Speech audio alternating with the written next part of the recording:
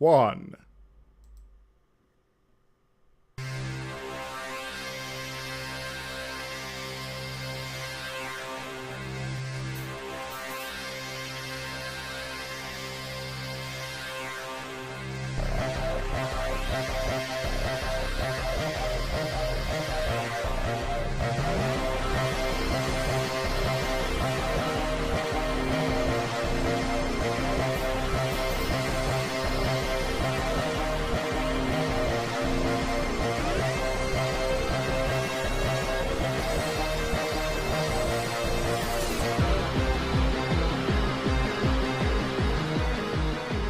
I'm so glad you understand. I mean, if what my contact says is true, there's likely a ship almost here.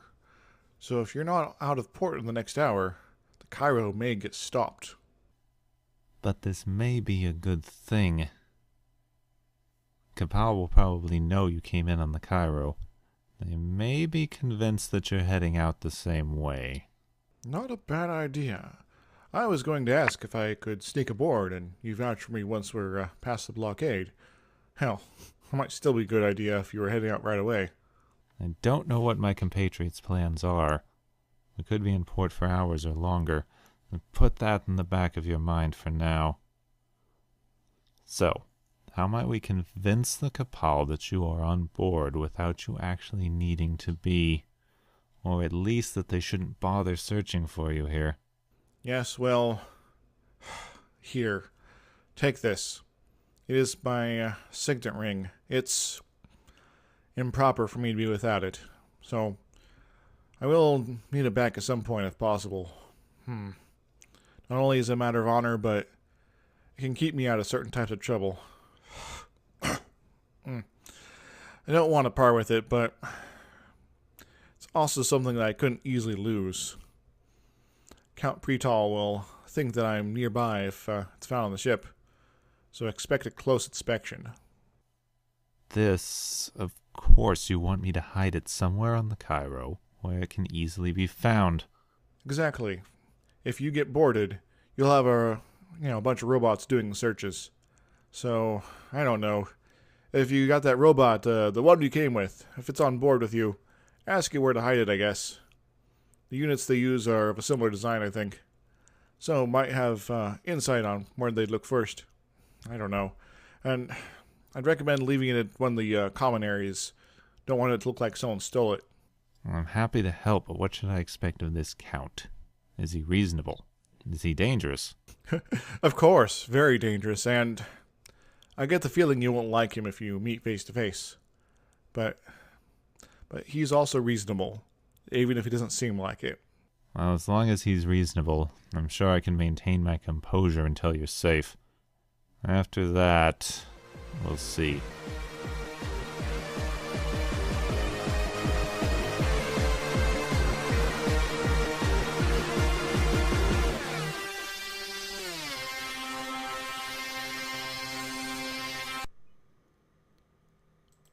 Well. Awesome. Yes. So I'd like to thank Gepwin for helping me out on that. And we totally did it ab-libbed just now, right? Yeah. Yeah. All role-playing and improv. All that jazz.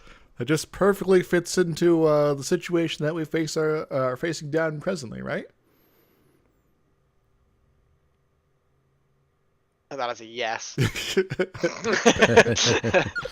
I mean, I assume I was only like here spiritually last session for moral support. Yeah, so it's been a rough time for the group, but almost everybody's here today. Jar is out for today, but let's since it's been a little bit since the last stream / video / whatever. How about it's a little bit of a who are you guys? Who are you playing? Sort of thing. Before we get into the action. Alright, well, I am Gepwin. I normally sound more healthy than this, and I am playing Simon Zander III, the space adventurer and all-around cool gentleman explorer. Awesome. Well, I am Melek, and I am playing Alex Carter, who is an ex-military private investigator who's currently got a bigger case on his mind, but he's currently hanging out with these guys, trying to see what's going on, and things just keep on happening that he's just like feels like he needs to deal with, even though they'd probably be fine without him. And Bill? And I'm Bill. I'm playing 6577 Hex Lug, a walking eye robot. And he's delightful. And there's not much more to him than that. I mean, he is technically sapient. But nobody's Yeah. supposed Yeah. to know that yet. Technically. Well, I mean, he's behaving in a sapient fashion. Alex Carter is like, you know what? If it's behaving like a weird human, but nevertheless a human kind of personality, then fine. I'm just gonna like assume it's sapient. He's got bigger things on his mind than worrying about whether or not things are sapient or not. Groovy. And so last time on Stellar Renaissance, I left the group in a awkward situation where they were on board their ship, about to head off to the actual mission they've been on the last few sessions, when they get stopped by the the Capal, who demanded the ship they're on docks with them, and well, they're proceeding to be boarded, perhaps. Dun dun dun. Maybe. we shall see. And then, of course, the whole thing with Jar's character just coming along saying, oh yeah, by the way, I've got these weird chemicals and drugs that I don't know what they are. And I'm like, what are you doing? Oh, I forgot about that. No, yeah, he's like, oh, by the way, I've got this illicit substances and we're about to get boarded for searching Great, fine. So I decided to finally use my biosuit, because I have a biosuit. I finally get to use it to take the drugs somewhere into one of the less pressurized areas of the ships and just push them somewhere, hide them somewhere out of the way, so that we can just, if we need them later, we can recover them. If we don't, we can forget about them. Yep. People. So I think for the first bit of today's session, we're going to be sort of in a not combat, but still taking turns sort of deal. So we'll start with the player characters, and anyone who wishes to take actions during this, you will be able to move your move and get up to simple actions without any trouble on your turn. So, who wants to go first? Well, I'm supposed to be doing a thing, right? That's at this point you are back in control of your character, so you can opt to not. But that's where we sort of left you off as far as the story goes. You had the signet ring in your hand, and Hexlug had suggested you put it in the couch. All right. Well, I will go to the media center and shove it down between what I assume are super futuristic couch cushions. Oh, most certainly. They're very soft and lovely. Your movement basic move is 5, so feel free to move 5 spaces in that general direction. Oh, right next to cargo access. Wonderful. Yep. Who wants to go next? I'll go. Your basic move Yeah. is 4, so I'm not a physical kind of a person. I'm heading toward cargo access, aren't I? yes, that's the at least that's what you said you were doing last time. So Yeah, I'm totally doing that. So I'm heading toward cargo access in my space biosuit, with a pouch of drugs and a canister of chemicals. whoops. Bill, are you going to be doing anything at this point? I believe that my plan was basically to just go and just plug myself back in and try to be an inconspicuous-ish robot and pretend that I'm, just sort of in idle mode or whatever. So your plan is to sleep through it. Yeah, I mean, That's the most I'm sensible choice. My thought process is to basically try to stay out of the way and not draw attention to myself. Seems legit. Sounds good. All right, so in that case, you guys have gone, and it is time for the first couple of the other dudes to start popping up. Couple Space Marine type guys get off the lift up to the into the ship here. Oh, fuck. And that's the beginning of their turn as they start casting their weapons around. You guys can't see this, of course, but they are having a look around and starting to secure the ship, perhaps. All right, back to you guys. Go ahead. There's like cargo and stuff in the middle, right? Because technically, the way the ship wraps around, they should be kind of directly above us. Yes, or below you, technically. Now, down is into the cargo bay, up is out of the ship. Aye. And that's true on all levels here. I keep accidentally moving the map somewhere. I can't see my character. There we go. Cool. Aye, I have moved to the media center. Hooray! Alex? Okay. Well, I mean, there's like 1, 2, 3. So I can get into there. Is this door accessible to me? Move out to the panel and have a look. Okay. What's the panel like? Can I get into the cargo access? There is a number of controls. One of them looks like to be a big lever, but it's unlabeled. If it's a big kind of lever that looks like it might open a door, I'm gonna pull it. All right, it opens the door. Okay, cool. Can I get in as part of my movement? Still? Yes, you can step right on inside. Now, Cool. And inside, I will say that there is a panel with inside, and it looks a little bit more complicated, but it does have a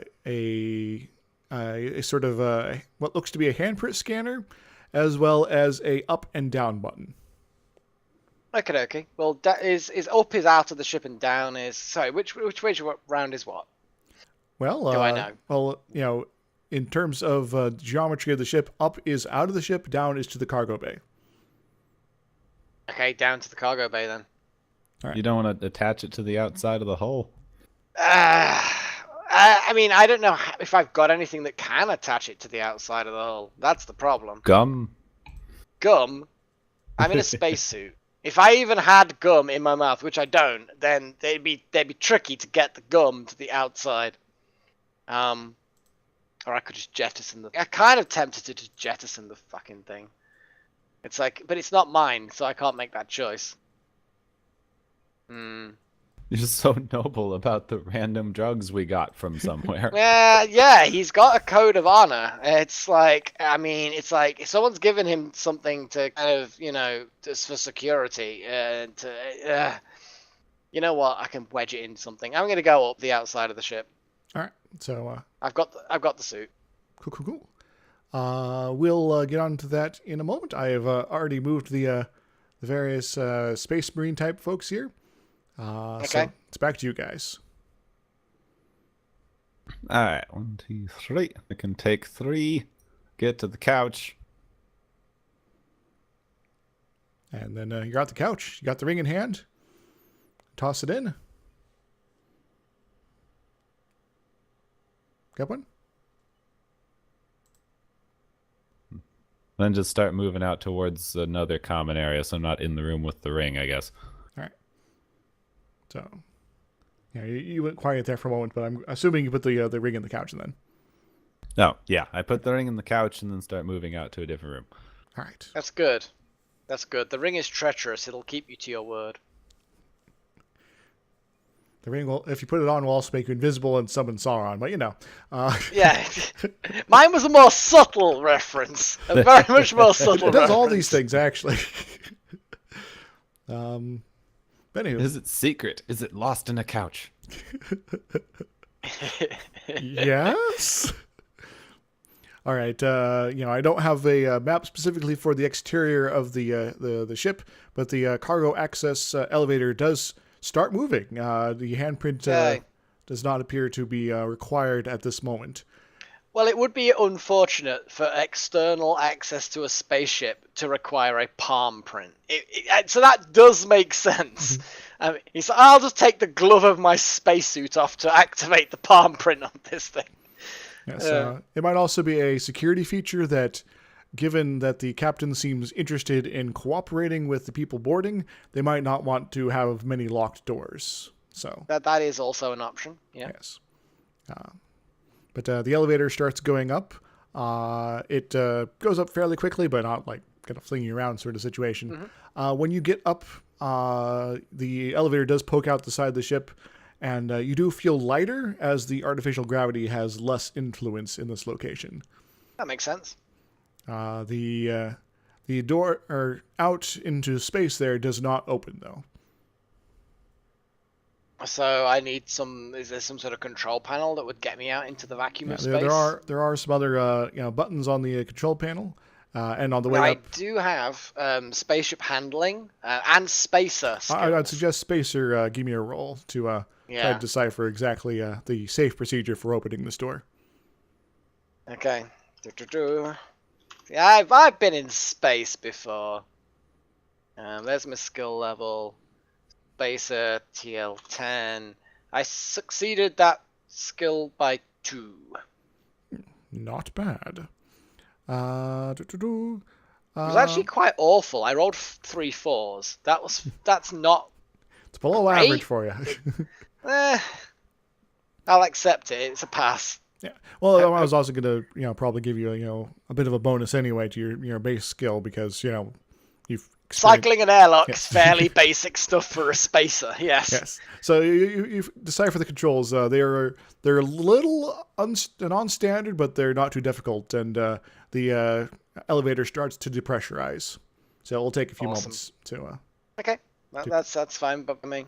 to complete that. Can Can I see outside into hyperspace at this point? There is a window on the door, so you can look out that direction, but no other directions. And you can see part of the massive spaceship you guys are docked with, sort of onto the side there. Okay, so technically I'm in line of sight of that ship. Partially, yes. Okay. Well, worst case scenario, I've got my heavy laser, but I've literally got drugs, chemicals, and a heavy laser. That's all I've got on me, and my spacesuit. I'm really running low on equipment here. I'm used to having loads of things. If a handheld laser can punch through a police ship, these are some really crummy spaceships. Well, it was more to do with if there's some small robots crawling on the outside of the ship, checking the airlocks to make sure people aren't jettisoning drugs. I don't know. But okay. So this guy's going to go to the far edge of the map here because it does wrap around. Mm-hmm. So he's over there now.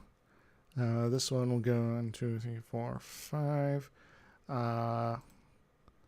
This one. Fast. 2, 3, 4, 5. Those injuries I got during my military career, they've really slowed me down.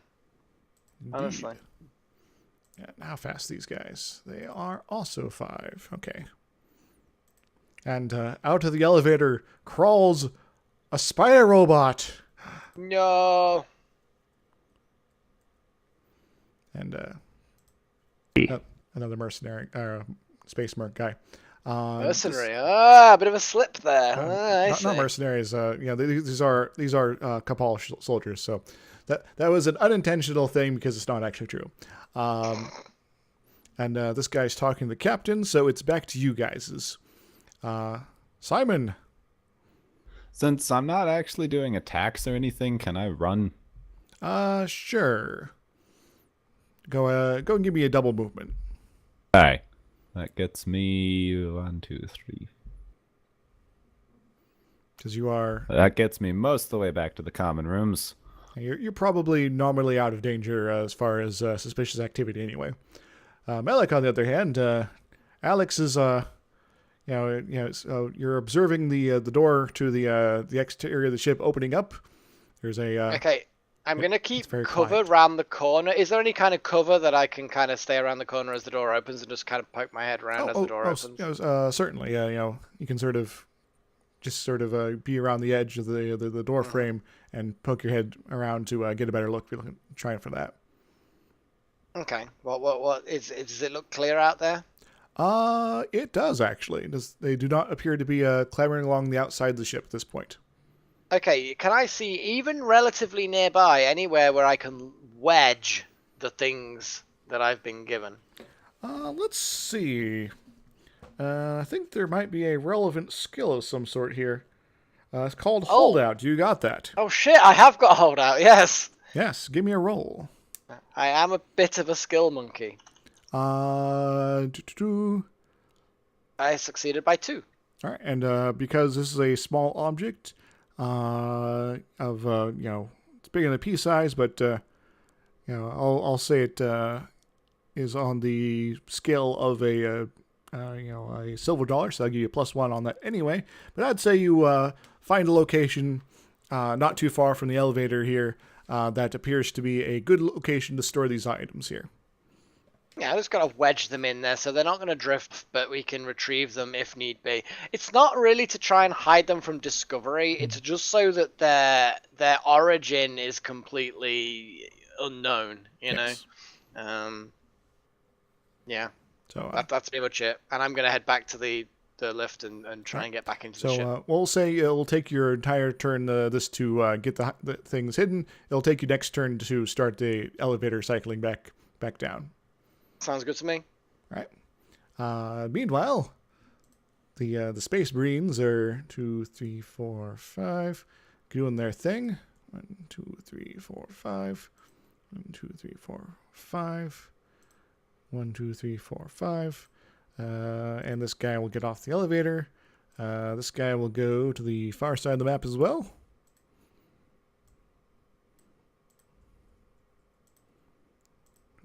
One, 2, 3, 4, 5. And that should be good. And yes, so it is now your guys' turn. Simon, what you doing? All right. 1, 2, 3. There we go. I can get to common room 2. And I guess next turn, I'll find a chair and read. All right. Look nonchalant. Yes. Roll for casual whistling. I am going to continue down to the cargo access. All right. Give me another spacer roll. You are under a stressful situation to make sure you are cycling the airlock properly back. Oh shit, okay. Oh, I see. Well, I've got a good suit. I'm not taking it off yet, so that's fine. Spacer. But if you quickly fumble 14. this, well, suddenly... No. I'm not going to do that. I'm going to succeed it by 5. That's what I'm going to do. It's a pretty good roll. So you cycle the airlock perfectly so that the air is pressurized evenly on both sides as the elevator comes to a rest at the bottom of the shaft area. I was going to say, I'm going to continue down to... Is it the cargo hold that I can get to from here? Oh, sure.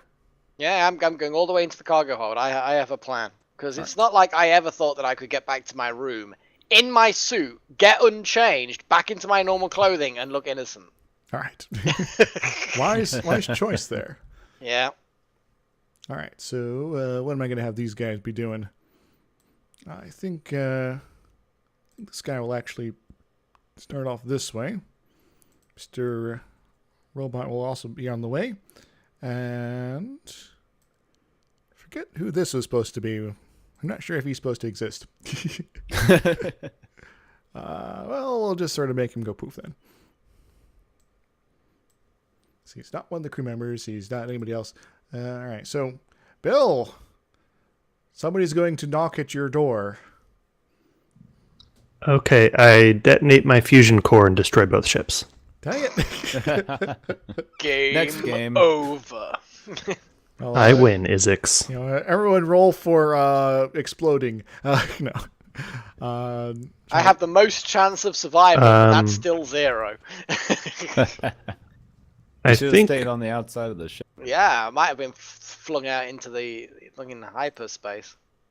I think I just ignore the door. I mean, I'm playing sleep mode robot, so right, I can't really imagine that an iBot would go and answer the door. All right. Well, the Space Marine will type fellow will open the door because they're searching the ship. That's fine. Yeah, I'm not trying to keep them out. I'm just chilling. Yeah, it's sort of a FYI, we're about to come in. Probably don't shoot us sort of situation. Put a towel on kind of thing. Wave a tentacle for 5 more minutes. The the soldier type person, and they are dressed as a soldier. They have Capal As a mercenary, you already let that slip. Yeah, that's fine. We're gonna stick with the mercenary idea now, even though you tried to debunk it. They're mercenaries. In fairness, though, sometimes the Capal nobility sort of act like mercenaries, even though they are technically acting as actual Capal military folks. You keep digging downwards, you'll get out of that hole eventually. I know, right? That's why I keep doing it. Anyway, but this guy will, wave a pistol-like weapon in your general direction, but will not fire. He's like, I'm not sure if I trust this robot sort of behavior. Yeah, I do not react. I continue to pretend to be shut down. Maybe I even am shut down. Maybe I just actually shut down because I can't act. All right, well, give me a, are you actually shut down? Yeah, I think I'm actually in standby mode. Okay. Like, in some sort of, like, I'll respond if there's, like, alarms or, like, I'm directly prompted, but, Okay. So, this guy will be thinking what to do, and we'll find out on the next turn. I think that's all the dude's done. So, Simon, I'm guessing you're getting that book set up?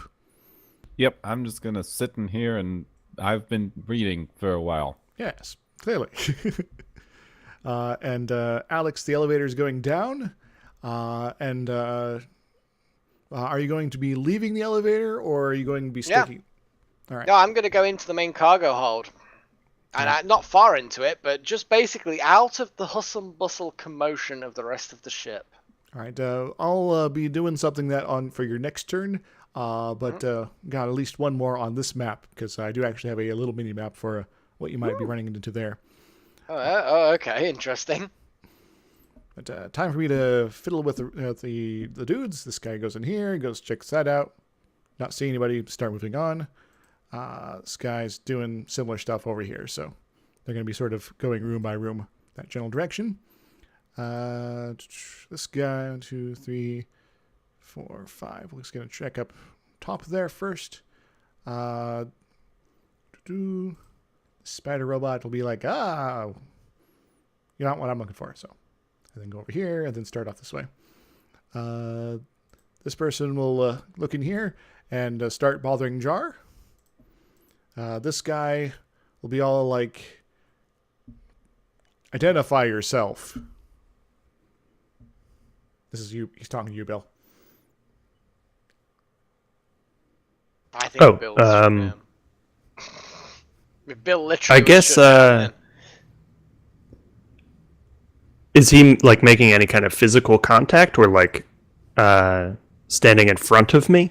Because I imagine I'm like facing like this way. Now he is like kind of back to the wall, sort of thing. He's not explicitly trying to threaten you, but he is standing near you. So maybe I don't respond right away. I don't think that would trigger me to come out of standby. All right. Cool. Then he will proceed to be like, maybe it's a standby. Because it actually is true. All right. So, Simon, you're doing the thing. And Melek, we're going to move over real quick to the other map here. Oh God, we've got a map. Ta-da! It's like I planned for this. You are It's roughly... it's like an escape vessel or something, like a life, like a. Is that what that is that I'm looking at? It is a small shuttlecraft. It may have been loaded up on the Cairo recently. Make a break for it. I mean, I could make a break for it. I know how to fly small vessels like this. Fly it over to the other ship, kill all the crew left behind, and steal it. Kamikaze! We talked about this last time. Go right into their big city-destroying laser weapon. That's the weak spot. Just as it's seen this one about before. to fire. Yeah, exactly. Just as it's about to fire, I mean, one of my missiles won't launch properly, and I'll just ram it. Yeah, you can do this, Randy Quaid. Yeah. I'm back! So no, I'm not going to do any of those things. I'm just going to, okay. I'm just gonna. I'm assuming I could just get out into this area. Is this got oxygen atmosphere around here? Yes. All of this is pressurized except what's in the white. So everything that's in gray is pressurized. And forgive the broken wing on the diagram That's here. fine. It keeps flipping itself back that way. I was expecting depressurized stuff, but okay. No, that's fine. Just sort of an FYI, this room up here is actually like a cargo container that's just been sort of plopped in here. Okay, I'm gonna just go in there if I can. Yeah, and that's where some of the ship's like supplies are. So. Yeah, I'm gonna go in there if I can. All right. You will need to roll me a spacer to see if you can get through this door because it is it's not necessarily a full airlock, but it is acting as such right now. There you go. All right, you are able to get through. Cool. I'm just gonna plunk. I mean, I can't quite move all four. I've only got 4 movements, so I've not managed to get all the way through. But that's about as far as I can get. All right. So it's about this point that Captain Monroe comes on the shipwide, intercom, and says, "Attention, all crew and passengers. We have been boarded, and they are requesting that everyone assemble in one of the common areas. All crew proceed to common area 3. All passengers to common area 2." Is it reasonable, Is it reasonable that if this suit could can it block out outside sound? Even in a pressurized area? I'd say probably not. Okay. Sort of one of those, unless it explicitly says such in the description, assume that's not one of the capabilities. Though if you like, I can double check the... Well, it was just a case of could I get away with having not heard that because I'm in a suit in a cargo bay area. Okay. The intercom does broadcast into the cargo bay itself, but it is a little bit muffled for you, so you might be able to get away with. Okay, I'm gonna. I didn't hear it clearly. Yeah. All right. No, so that still works with my plan. All right. So to draw things to a shortening here, soldier bothering you, Bill, will eventually give up and will leave, and he'll get back to searching the various rooms. Various crew members and things like that will start proceeding to common room 3. So I'll just start dragging people there. It's going to be a lot more than all the people I'm dragging over, but that's sort of to represent what's going on there. So who is going to be heading towards common area 2 in that case? I guess I'm just staying. So. I guess if I'm left alone, I just stay put. All right. Yeah, I'm gonna stay put I'm pretending I'm cargo pretty much. Right. I'm almost pretending that. I'm actually going to climb up onto a cargo box, cross my legs, and just like meditate. Like I'm peace and quiet down here away from the arseholes. All right. So you're hanging out, being nonchalant. And at some point, Alex. So I'll be kind of like cross-legged on there. I'm underneath it apparently now, but I would be on top of it.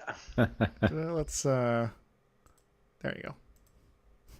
Okay, cool. So, And I'm just in there in my suit, just like, legs crossed, look like I'm just kind of chilling, meditating, not doing anything offensive. all right. At some point, one of the Space Marine type guys will come in. He'll. I have my back to the door. He'll come to the door and says, "Citizen, what are you doing down here?"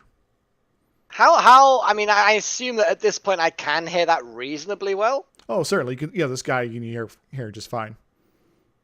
Okay, I'm just gonna turn around. I'm gonna be like, and I'm gonna turn around and about to give someone and I'm like, oh, hey, Yeah, who the hell are you? He does have a pistol out, and he is pointing in a general direction. Okay. He is currently shooting at you, so keep that in He mind. is currently killing me. Your body has been already torn up into large sections.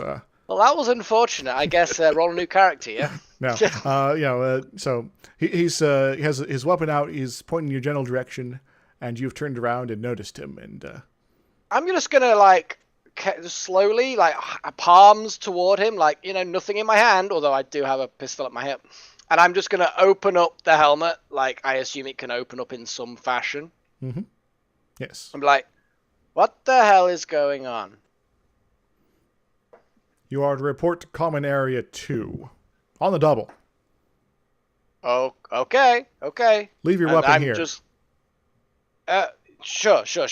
And I will just literally put it down somewhere, wedge it somewhere, so it's not in sight, but I know where it is. All right. And I will, I'll follow him. I'll be confused as fuck. All right. So he will take you upstairs. Then we'll go back to the Cairo map here. And he will be escorting you over.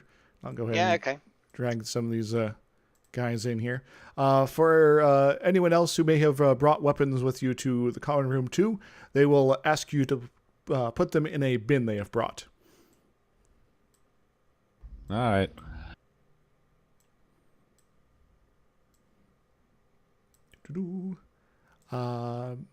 At some point, Bill, one of the crew and one of the Space Marines will come to your room, and basically the crew member will be like, "Hi there, Mr. Robot, Hexlug, are you awake?" Is he just talking to me, or is he making physical contact? He is talking to you at this point. Okay, I don't respond. Even to your name, your shutdown protocols are rude. He will reach forward and put a hand on your side. You're supposed to come to common area. I instantly stand up and unplug myself and turn my giant red eye directly into his face. You're supposed to go to common room 2. They want all the Affirmative, and then I just go. Okay. Wanted all the autonomous robots. Yeah. All right, I'll go ahead and move you on over. Lol. All right. And where is that dude? All right. Ta-da. All right. So they'll have you nominally disarmed. Bill, there is someone oddly familiar in this room with you. It's another spider robot. Oh fuck. Do not make spider babies, please. I release my spores, and No! It releases its own spores. No, we don't. you're all infected. Everybody's doomed. No, I'm in my biosuit. I'm just gonna that's it. Just you wait. We're coming for you, buddy. No. All right. So they have you guys wait here for a while after collecting your weapons. At one point, as this, other spider robot stares at you, Bill, intently. I try to not notice him. By staring at him. I keep looking over at him and looking abruptly away as soon as we make quote unquote eye contact. Now, Bill, I will give you some general insight into these guys. These spider robots are basically knockoffs of you. Ooh, okay. Are they new and improved, or are they crappy mass-produced sort of thing? More of the crappy mass-produced sort. They're Walmart versions of Hexlug. Kind of, yeah. Cool. The Capal Kingdom, they after the war they realized your particular model was kind of useful in some various useful situations, which they weren't too keen upon because, well, you were one of the people that Lanton was having some disagreements with. So they decided we're gonna have our own spider bots. Yeah. We're gonna have our own spider bots with blackjack and hookers. Exactly. Yeah. And so these are the knockoff imitations that are trying to basically raid on your style and design parameters, and they're not quite, not quite exactly the same. So there's like, we're gonna have 6 legs instead of 4, and our weapon's gonna be smaller, but it's gonna be more directional or something, and yeah. So there's various differences, but a lot of the design ideas are also very similar. They may have stolen some of the plans. I nonchalantly, or maybe not so nonchalantly, just kind of like move over beside Simon and like try to like have him between the two of us. Maybe crouch down a little bit so it's not able to see me quite as clearly. Damn it. All right. Also, something else that's going to be perhaps bugging you very soon, Hexlug. One of the Space Marines sort of guys comes in, and he's carrying what looks like a giant lens of some sort of a orangish color. I knew it. Capping me old eyeball, are ya? He's coming up to you and is like, please attach this to your weapon. No, I'm definitely detonating my fusion core. I think it's the only reasonable response. All right, my wiggly little arms come out and take the thing and attach it, and I get all sad. It's basically a giant contact lens. Right, yeah. Diffuses the laser to make it harmless. Well, changes the color to worthless orange. Well, you can kill people, but what's the point if it's orange?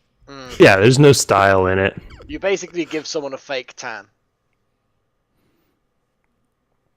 All right, so they keep you guys sort of busy here. You think you hear some noise, discussions on the other side of the hallway, but for the most part, they seem to be just sort of doing their own thing here. One point, one of the guys leaves, and he comes back and says to everybody, "All right, everybody, line up. Back wall, now."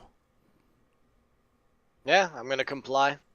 I'm already against the back wall, so I'm already winning. I'll sigh and put my book down and then walk over. By the way, does anyone And then they all shoot us and we die. Does anyone have any skills that may be useful for knowing what kind of weapons they are presently holding in their hands right now? They're not pointing them actively at you guys, but to sort of get a feel of what's up there. Apart from beam weapons, pistol. Well, I'll go. Yeah, I mean, I don't think if you so. are interested in rolling that at a -4, feel free. But otherwise, these are kind of exotic-looking weapons. Okay. Why not? Okay, they're not the standard, laser pew guns. Does my no, because I'm not wearing those anyway. Yeah, forget the thing that I didn't say. -4. Damn. No, I missed it by 7. I rolled awfully as well. You think it's a banana? I think it's a banana. Yay. Oh yeah, you're pretty close to actually critically failing there. I know, I was 2 off. I mean, that was pretty bad. All right. Unless anyone else wants to go on that, we'll proceed to the next bit. There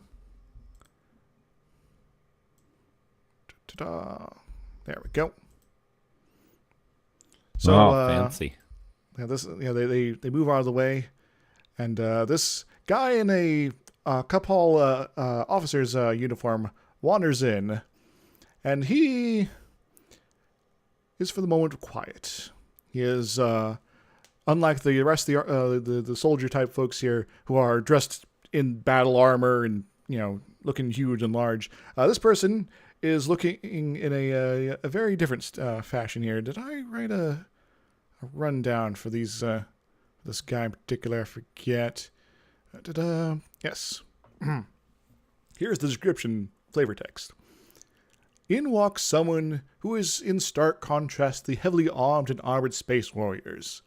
A man in Capal officer uniform, form-fitting bodysuit with a jacket over top. The jacket has large shoulder pads with captain's tassels and a clearly visible rank insignia over the breast. Below it is a shield-type design with some sort of trees and squid motif. He has at his side a pistol of some elegant design and an actual rapier on the other side. His face is clean-shaven, showing off hints of several scars. His gaze is steady and cold as he looks upon you, carefully studying you in silence for a few moments. And he pulls out, as he does so, a computer pad and starts looking at it as he looks you over, one by one. He then steps back and begins to speak. Well then, you are the passengers of this little ship. How is your voyage so far? And he's going to smile. Delayed. I was going to say that. I know. It had to be done. Alex is a bit of a smartass. He's going to move right up to you, Alex. He's going to review his notes, look up to you, review his notes a little bit more. Interesting. You are Alex Carter, correct? That's right, kid. What is the purpose of your voyage here? I'm accompanying my friends here. And I'm going to thumb over to everybody else. You are from the planet Lantern, correct? That's right. Former military? I did my stint. What is the purpose of your friends' adventure, then? Why are they going if you're just accompanying them? I'm actually trying to now review my notes, Izixs, to actually remember what actually are we here to do. Someone give me a clue. What the? It's been a while since we've actually talked about.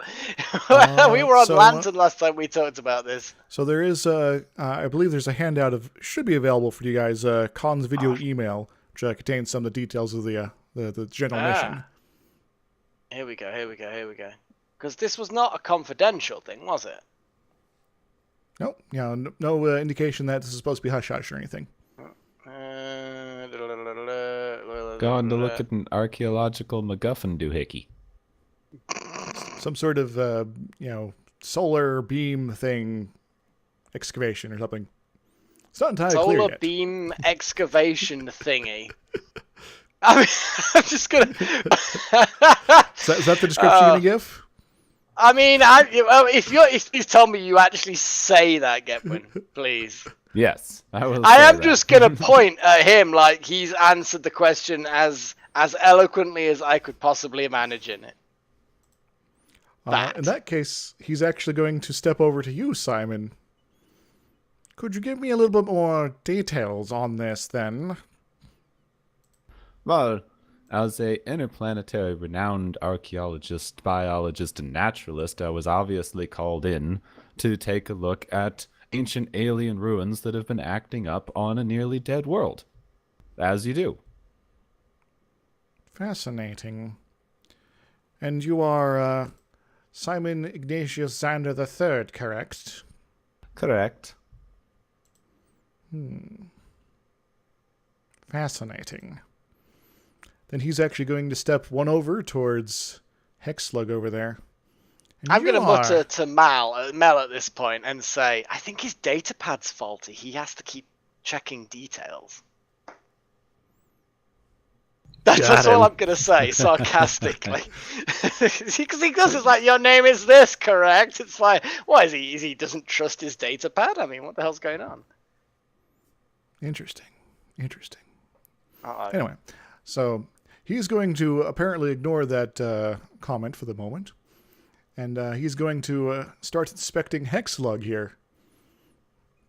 It's been a while since I've seen a model like yours. And what is your purpose on this vessel? Security. Security for the passengers or for the crew? Passengers. So you are accompanying these individuals. Affirmative. In that case, I have a question for you, robot. Who are the various members that you are charged with protecting?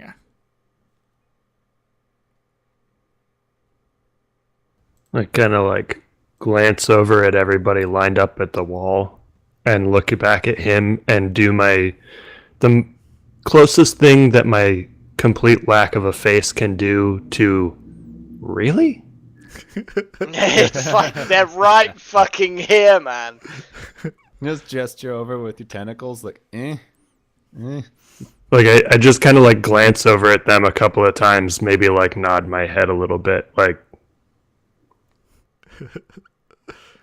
As you glance over, I'm just gonna kind of like, you know, I'm gonna make the gesture that indicates specific, just the gesture that indicates it's because of his data pad. It's faulty.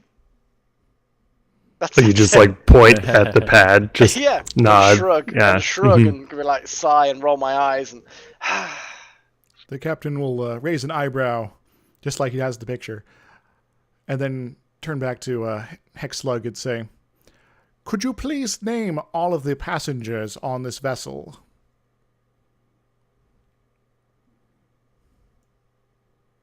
you should totally extend your I eye mean, and look you at know. his data pad. Yeah. Yeah, I, like, peek down, like I'm trying to cheat on a test. Let's see. I mean, it's just us, right? Like, we're the only passengers left. Yes, Yeah, this so is we got- everybody that you are aware of. Yeah, so I'll just, I name everybody. All right, so Simon, Alex, Mal. Yeah, I John, mean, I don't remember Scott. everybody's full name. Right. Like, I say everybody's, like, full name as much as I know it, whatever, I don't remember Jar's name either. Yeah, Scott. Scott, yeah. Yes, I think it's just Scott. Alright. It is literally just Scott. As my notes say Scott. I've got Simon, Scott, and Lug, and that's basically it. Mel, I just remember. And what's the other guy? Eli. Lab coat? Yeah. Yeah, Eli. Elijah is his name. Marin, I think. By the Yeah, way, so I say everybody's name, like, in full. And Melahandra. that's actually yeah. Well, Eli I'm looks gonna like die. he's gonna pass out because he's so nervous. Just, like, peeing himself continuously, like, just unending since this whole thing started. You can if you pick up on the clues and you're like good with people, you can tell from the eyebrow movements and slight sort of like movement of the hair and the uncontrollable urination that he's nervous. The captain will look at you suspiciously, Hexslug, but then we'll move on. I blast him with my I-beam and just completely liquefy his body. Turns out, orange lens, useless against me. I didn't mark that down as one of my upgrades. Izixs, immune to orange contact lens. Oh no, orange contact lens Or turns did- normal weapon into organic liquefaction beam. Yeah, I played you for a fool, Izixs. Oh no! But he's managed Anyway, to survive this continue. anyway. But he goes over to Mel.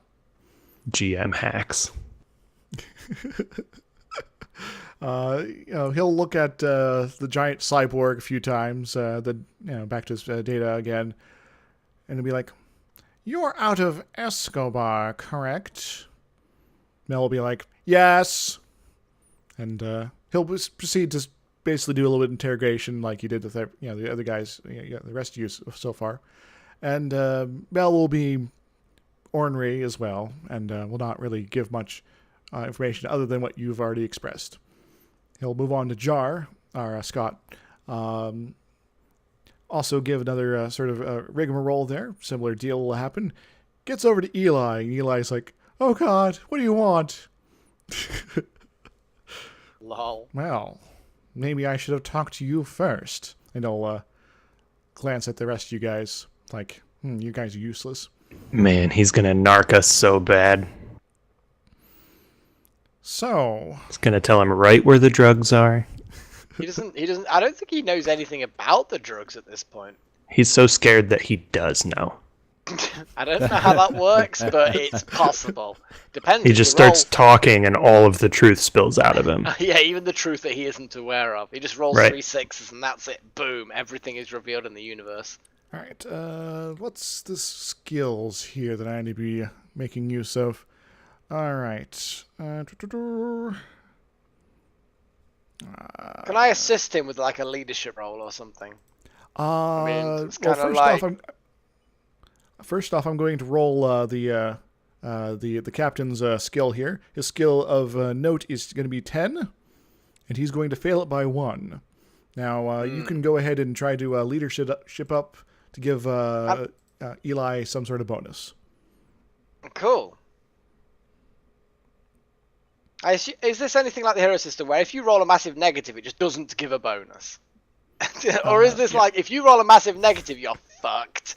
You sabotage the other. Oh my god! I rolled awfully on leadership.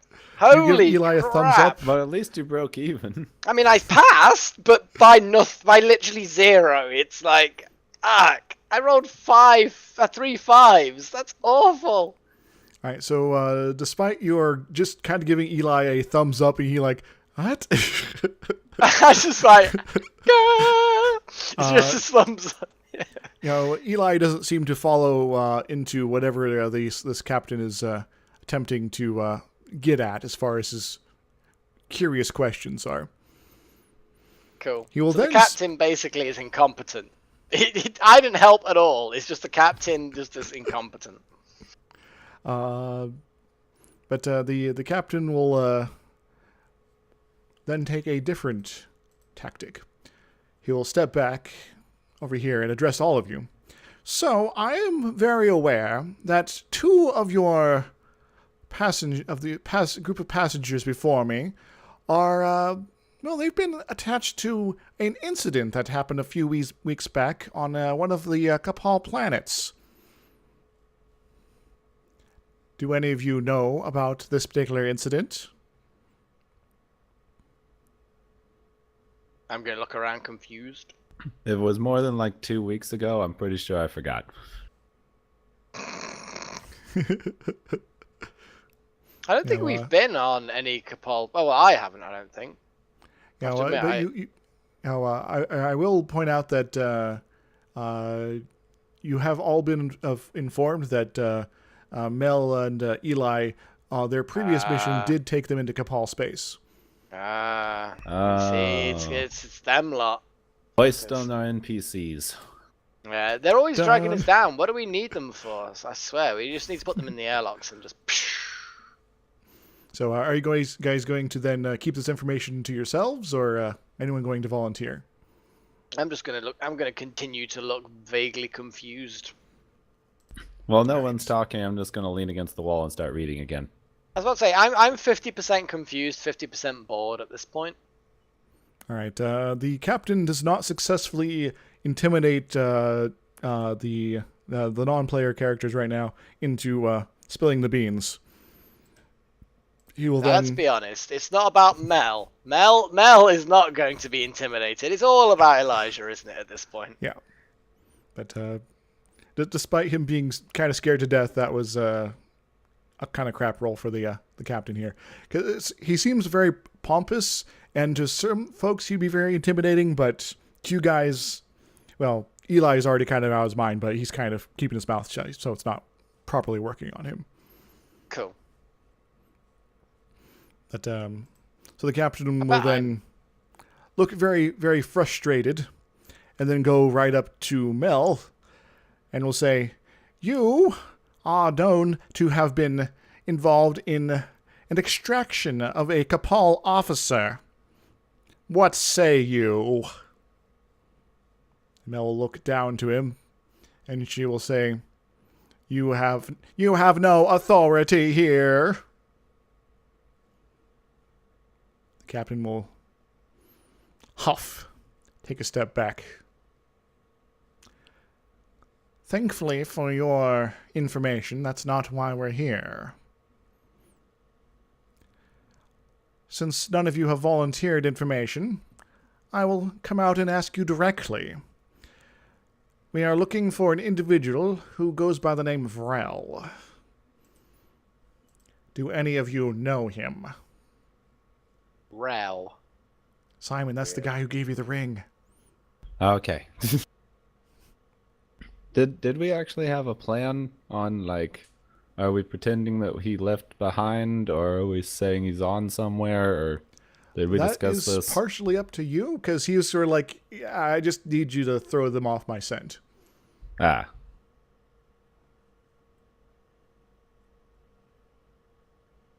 Sauron has a lot less presence than normal. It's like, I'll just take the ring and get rid of it. And get them off my trail. It's like he's fallen so far. He did want it back, But though. but we think they know that he came in on the ship to the asteroid. Yes. Well, Rel, last I saw him, he was at the bar back on the station. As far as I know, he's still there drinking his sorrows away. You don't say, eh? So you're saying that my time here is a waste of time, that we're going to find no sign of him whatsoever? Oh, I mean, you got to see my pretty face, so it's up to you how much of a waste of time that was. He looks like he's about to yell something right in your face, but then he sort of holds back. If I didn't have some restraint, you'd be feeling the backside of my hand right now. And he'll step back. Very well, then hope that there is no sign of him here. Otherwise, there may be more issues for all of you. Good day. He'll leave, and he'll take 2 of the guards with him, but the spider bot and the other 2 guards will remain. Do they prevent me leaving? Are you going to attempt to leave? Yes. Then they will stand in the doorway and try to prevent you from leaving. I'm gonna shrug and be like, seriously? We're supposed to stay. How long are we supposed to stay here? The Space Marine guys will sort of shrug. You like that guy as well, huh? Yeah. My condolences. And I'm just gonna like find a table and just sit down somewhere. All right. So so unless you guys want to try to do anything while you guys wait, we can flip forward until they're basically done doing whatever the heck they're doing. Okay. Yeah, it works for me. Billy, good. Yeah, I'm fine. Cool. So it'll be about another hour, actually, before Fucking hell. one of the guards comes back and does some hand signals to one of the other guys. Then leaves. And I imagine them shortly as like really over exaggerated baseball hand signals, like they just Kind of, look yeah. like goofy gibberish. Yeah, but they're like standing directly in front of each other. Yes. And it does seem that there's some activity going on somewhere, but it's not entirely clear. Just a few minutes later, the guards seem to get you can kind of hear echoes of something going on inside their helmets as they're getting communications from somewhere, and one of them will reply, "Acknowledged." They will then turn to you guys and speak. "Congratulations, you passed inspection. So we're gonna be leaving now. Please do not try to retrieve your weapons until we're all gone. But otherwise, have a nice day." And then they will proceed to start leaving. Goodbye. Cool. When they go, I'm guessing that the spider bot is like the last one to leave. Yes. As it's going by, one of my little tendril arms come out and flips it off. The robot Wow. will it notice this? Do-do-do. Will it even understand it, I guess, is another question. It does not notice that it's being insulted. That's Now, fine. they do have rudimentary AI. They're not nearly as advanced as yours, though, Bill. One would hope not. Yeah, I just wanted to flip it off because fuck that thing. Cheap knockoff. Yeah. Yeah. All right. So I will go ahead. Make sure I'm not missing anybody here. About say 5-10 minutes after they start all leaving, the captain will come over to you guys if you're still hanging out here. Going somewhere else, then we can meet you up there later. But he basically will say, "Well, thanks for not causing too much of a ruckus here." Just of course in the heavy Russian accent, which I'm not feeling like doing right now.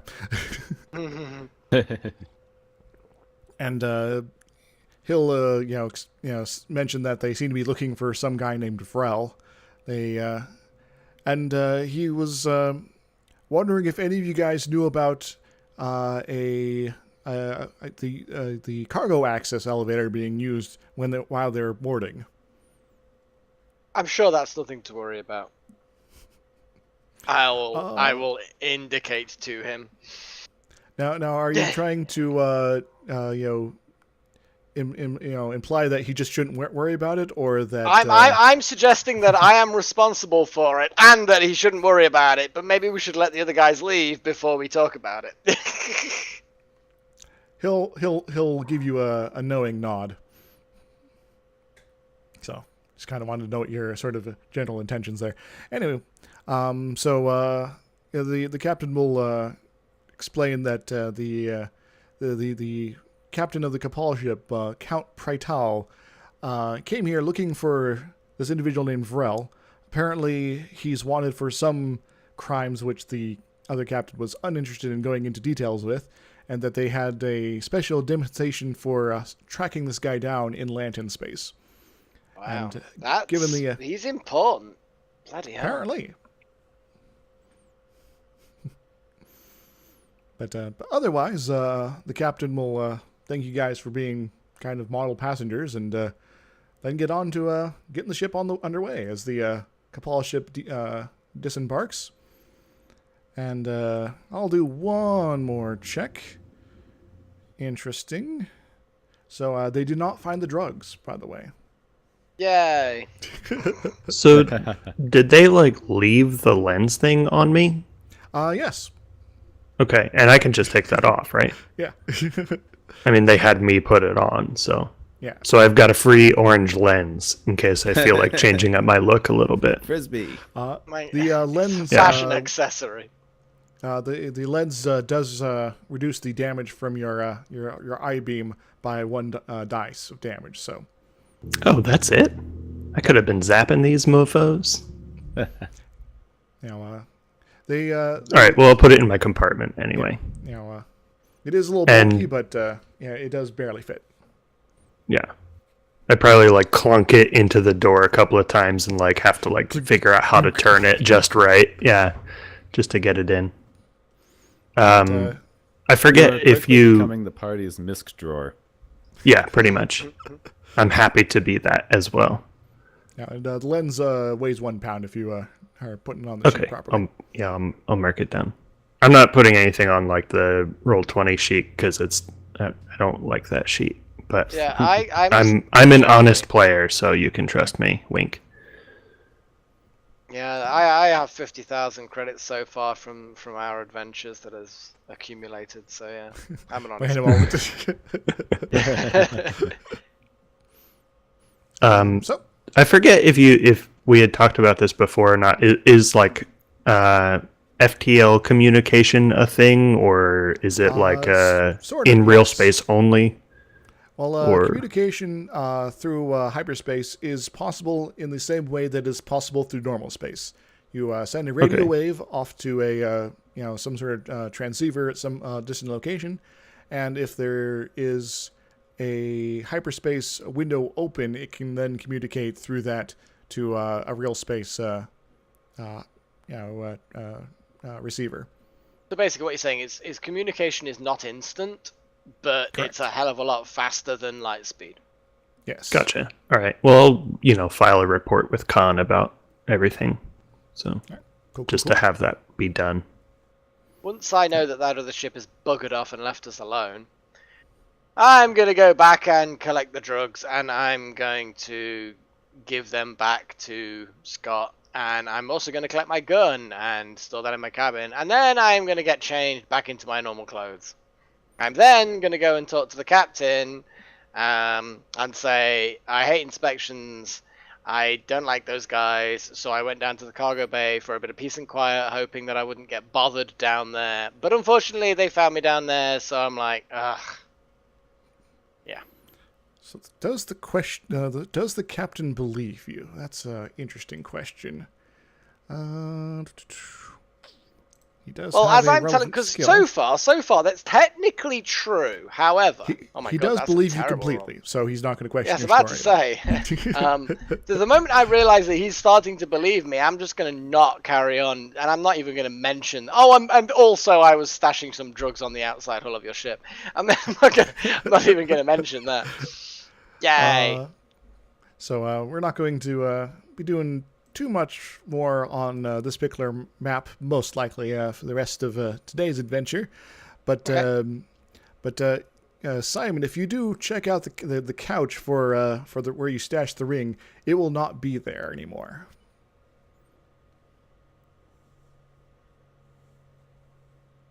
So just sort of an FYI. Oh, I'm guessing he's going to get some tea real quick. In which case, we'll move on to anyone else want to do any sort of conversations with any of the other, crew, passengers, whatever, for the next few moments, or you guys ready to get underway? No, I'm good. Yeah, I'm good. I'm ready to get underway. All right, cool. So I'm not going to bother moving all the crew people back quite yet. Make one more roll. All right, cool. So the Cairo gets underway. There's no more awkward hiccups as they start to proceed through hyperspace. Finally, off to the Kosambi. All right, let me find my descriptions. Kind of waiting for Gepwin to get back, otherwise I proceed here. Is there any way for me to reasonably search the ship, maybe coordinate with the crew as well to do this, to see if tracking devices or listening devices or anything like that was left behind? That is a very good idea. Go ahead and give me a search roll, perhaps. Is that a proper skill? I hope it is. Search is I a don't proper know. skill because I have it, but I'm not involved in this, so. So I don't have it as a skill. So what's I'm my looking up target? Default Search perception is minus based- 5. Yeah, it's -5 because it's based on criminology. Yes, and It's minus 5. perception -5. Yes, and if you have criminology, it's also criminology -5. So Oh Jesus! So there's no way in hell that I'm going to be able to do that because I need to get under the number, right? If you get the help of a good portion of the crew, I'll give you a +5. That will help actually counteract that because they are going to be helping Okay. you out. Because my perception is 8. If there is a large number of people doing a search, then I would cooperate with that and also assist. All right, then whoever wants to my make the roll. perception's 10. I could do something. So you're saying a +5 because the whole crew is doing help on this thing? Yes. +5. There you go. Succeeded it by 4 with a really bad roll. I actually also succeeded, surprisingly. Holy crap. I think I also succeeded. Damn. We're good at searching. Hooray! Also, So, if take that, Izixs. if we are looking for bugs as well, then I may have something that can also help with that. Some nanites or something. Yeah, I have. Mystery! I literally Failure mystery. I literally have Bug Hunter Swarm Bot. Oh. so I can have them crawl over. So all you could have kinds just of- hit a button and we could have just been like chilling. Well, not necessarily, but I suspect they give other bonuses to the roll or something like that. I think whatever the DM's mystery roll was here, we passed. Yeah, yeah, you the guys DM's mystery do. roll isn't great. You guys do find a couple recording devices that are set up in some of the common areas. Cool. I mean, I'm happy to destroy them completely. I actually have security and sentry swarm bots, so if they are they swarm, visual or auditory? A little bit of both. Ah, And you're not entirely sure as to the origin of these, as they seem fairly off-the-shelf sort of devices. well, they had Yeah, screw it, smash them all. yeah, basically, I'll just have my like sentry swarm bots just mutilate them. I mean, they're technically the sentry swarm bots are designed to kill other swarm bots, but I'm pretty sure that they're capable of destroying other small electronic devices. They all right. jump in between the terminals of the capacitors and blow them out. Now everybody's off the ship and we found the recorders. I want to see if the signet ring is still in the couch. It is not. Haha! Excellent. They found it I was and have collected worried it. I royally screwed over that guy by accident. So there may be a connection to all these bugs you found and that ring they also ran off with. But I'm not going to say for certain at this point. Anyway, you guys want to do anything else while you guys are underway? Nope. Not really. In game time, it will be another week. So, I'm not intending for you guys to have explicit downtime, but this may be an opportunity if, say, some of those, background stories I suggest people write up if you wish to come up with some circumstances to express them at this point. This might be a good opportunity. Hint, Well, hint. the only thing I have to mention at the moment is this is like the perfect opportunity for me to split up party loot. Because I've been keeping track of things that the party have acquired and money I've got for them. So it's like, basically, that's a good point. How do we get them? Because Scott's character needs, I'll keep hold of Scott's money. Well, Basically, speaking of party loot, I invested in a group robot mule to carry our junk. I actually have a hover cart. A robo hover cart. So so yes, now we I have have two stuff things. carrying my stuff. Yeah, we've had similar ideas here. But yeah, if you two, Gepwin and Bill, want to add 1,000 credits, that is your share of the nearly 4,000 credits that I've actually managed to get for various weapons. Those punks who Nice. tried to fuck us over. What was the amount that we started with, Izixs? The starting amount was 50K. Minus Okay, any that's cost what I of thought. equipment. Oh, So yeah, you guys add an extra 1,000 because I'm taking off 2,000 from the party loot. So that's your share, a 1/4 share, because there are 4 of us. So it goes 4 ways. that still puts me up at like 45,000. Yeah, that's good. Yeah, well, we're still negotiating the solar panel cost, though. So, That's true. But I think I can afford it. yes. Heck, you could And probably then afford like a Scott's- portable fusion generator. £100, but Yeah, I've got nothing quite so fancy as a portable fusion generator. Holy crap! But so you guys distribute some of the monies. Anything else you wish to handle at this point? No. And I'm probably going to go back to being a low-key walking iBot. Maybe wander around a little bit, mostly stay plugged in. Probably have some kind of, I don't know, games that I play in my own brain. Now there is also a media center down there that does have a more formal game snap. consoles. So, given that this is the future, some of these maybe have options where normally you should be plugging in like a VR headset sort of deal in order to play them. But given your role, you just sort of Yeah, I just back plug into myself your- in. It's like, well, I'll just take out my graphics card and just sort of plug the thing into the same slot, and there we go. I've got a port. I just grabbing like just grab a USB, stick it into one of my ports, and For Alright, game then mechanics, Hex and I can play Mario Kart 2075. nice. yeah, pretty much. It's a little It's a bit little old further these along days, than but- that, but yeah. Like We play 27 classics, all right? Come on. something or This other. is the classic Mario Kart. That was the good one. Yes. Yeah, that was the one that was the peak of the series. Yeah. Yeah, Yeah, it pretty was much. downhill from there. With those, Uh-huh. they took out the blue shell, and yeah. And then there just was no point anymore. Now, Since I've for never played it, I'll just take your word for it. Now, for game mechanics terms, I will say that any sort of ports you're using here would not be able to do much more than sort of a feedback sort of situation. So you're not going to be, say, master hacker with something like this unless it's explicitly on your sheet. But just want to say, Excuse me, I am master hacker. I can hack even the unhackable. I have computer operations, so I mean, I am computer. you are a computer. all right, Mr. So I mean, I can gamble. no. I can. Hex has no interest in hacking whatsoever. He wants to play video games. Excellent. So you guys play some video games. As I said before, this is an opportunity if you want to get into those stories I asked you guys to write up. Hint, hint, hint. Hint, hint, hint, hint. Hint, hint, hint. Because Well, this might be the last opportunity to do it for a while.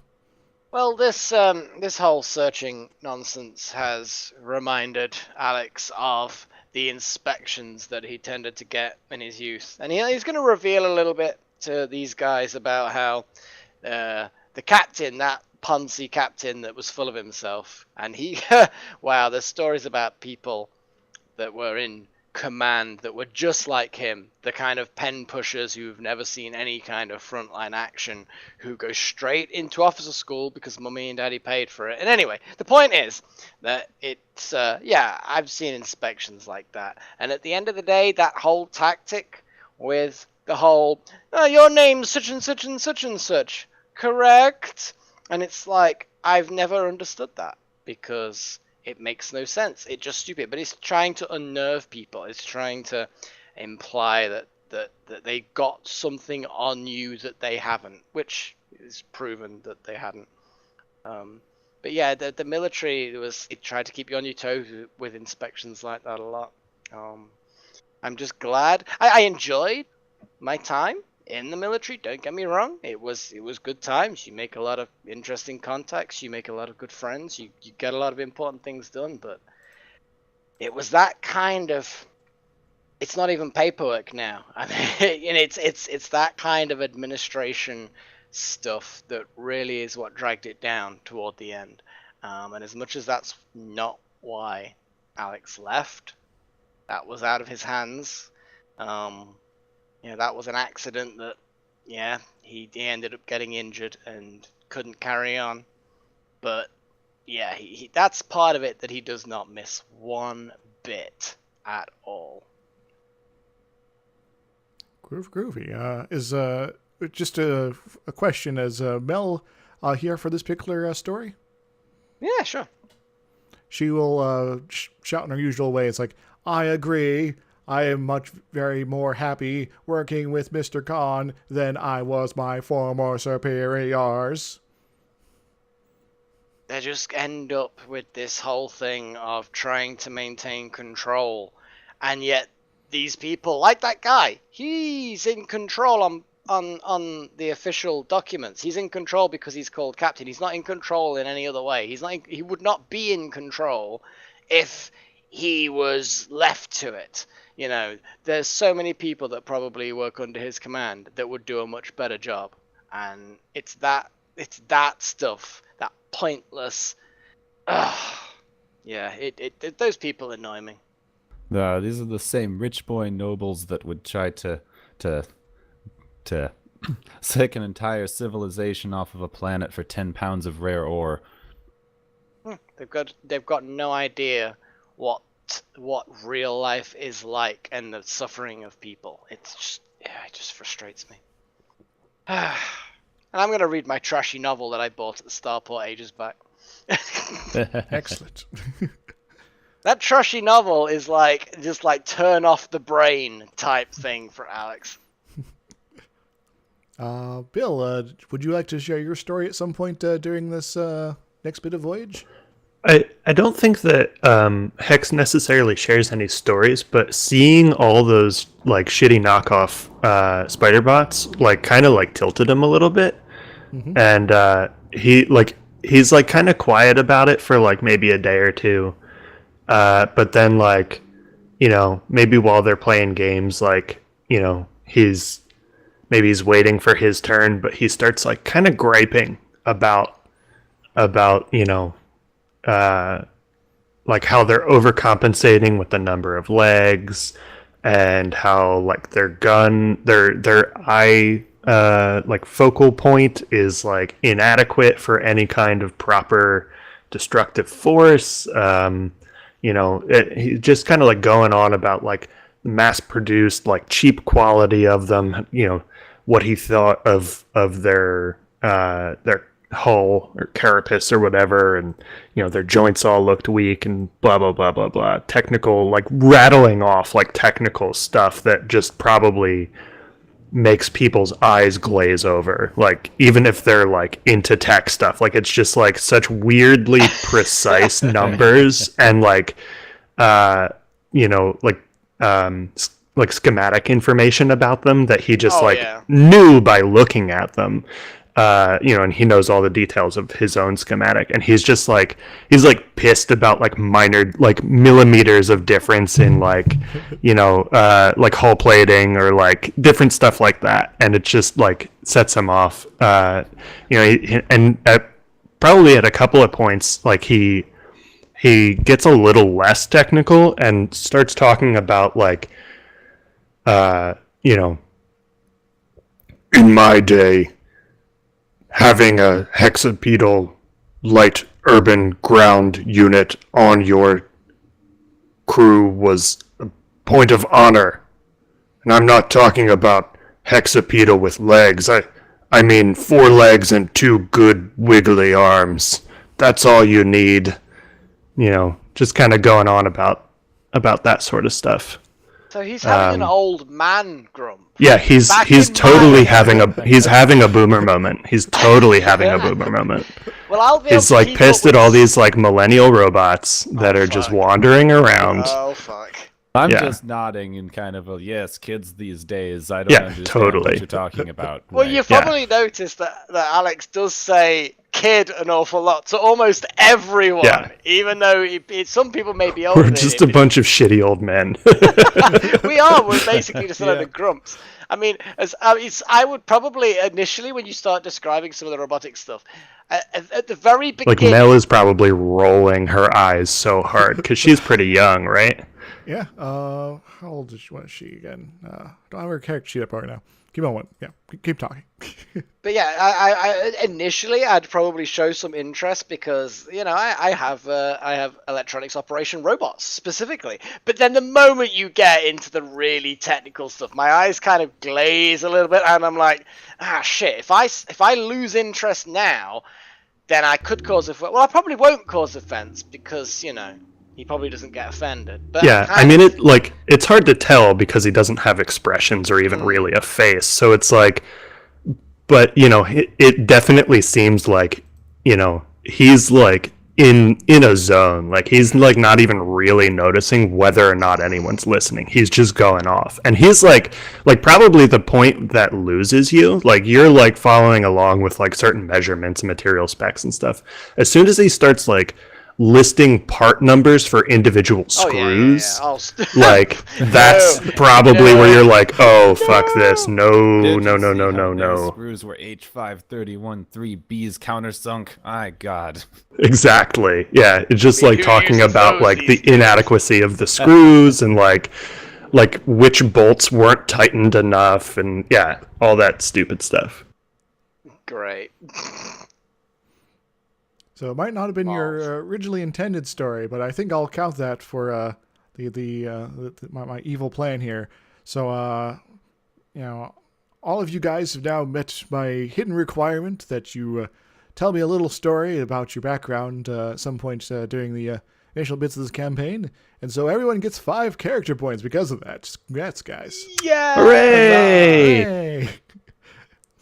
So yeah. So Cool. you guys have a moment. There's lots of griping about the kids these days. Mel is actually 18. Oh yeah, so she's totally like, yeah. She's one of them, one of the youth. Not youth, youth. It's called with an F at the end, youth. I actually need to change my age because looking at it, I think I wrote down 40 something when I meant him to be like a slightly older than middle-aged guy. Yeah. So that's not going to work out at all. So I'm upping it to like 60 Oh, wow. something. That works. This is also the future, Yeah. so 60 doesn't necessarily mean increpid or anything like that. So Right. Yeah, just what like older than like older than what we might Weathered. something He's around weathered. what we would consider retirement age. Well, Alex is basically kind of like half film noir PI and half cyberpunk PI. So he's like automatically just seems to be older and more just like, I don't By know. necessity, he is grizzled. Yeah, exactly. he, that is his defining thing. I may He like actually- took a class on it, probably. Lol. how to fit your stereotype?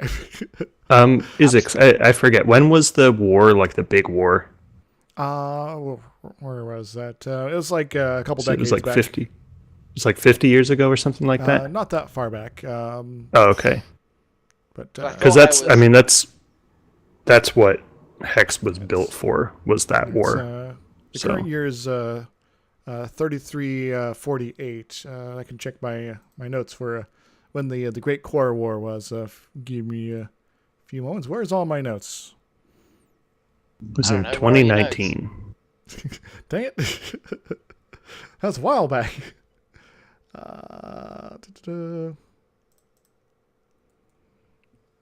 Where are we? Timeline. The year 2000. In the year 2000. In the year 2000.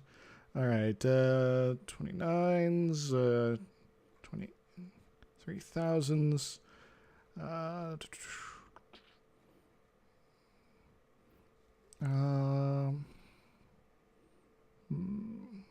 Give me a moment. Okay, the Greater I Core mean, War did is- you see the sprockets that they were using? Unacceptable. So the Greater Core War ended in 3325. So it's been 23 years, Okay. and the war itself started in 3298.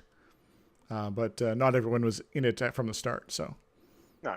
Yeah, I was in it toward the end, but yeah. yeah, it's one of those cases where things started between the allied worlds of Earth and the Anti-Direct Alliance, and then kind of spiraled out of control in the longer run. As well, the fighting didn't necessarily remain concentrated in just their space, and so someone would get pulled in, they get the fighting, and then things would spill over to a different country, and so on and so forth. And eventually, everyone was kind of involved near the end.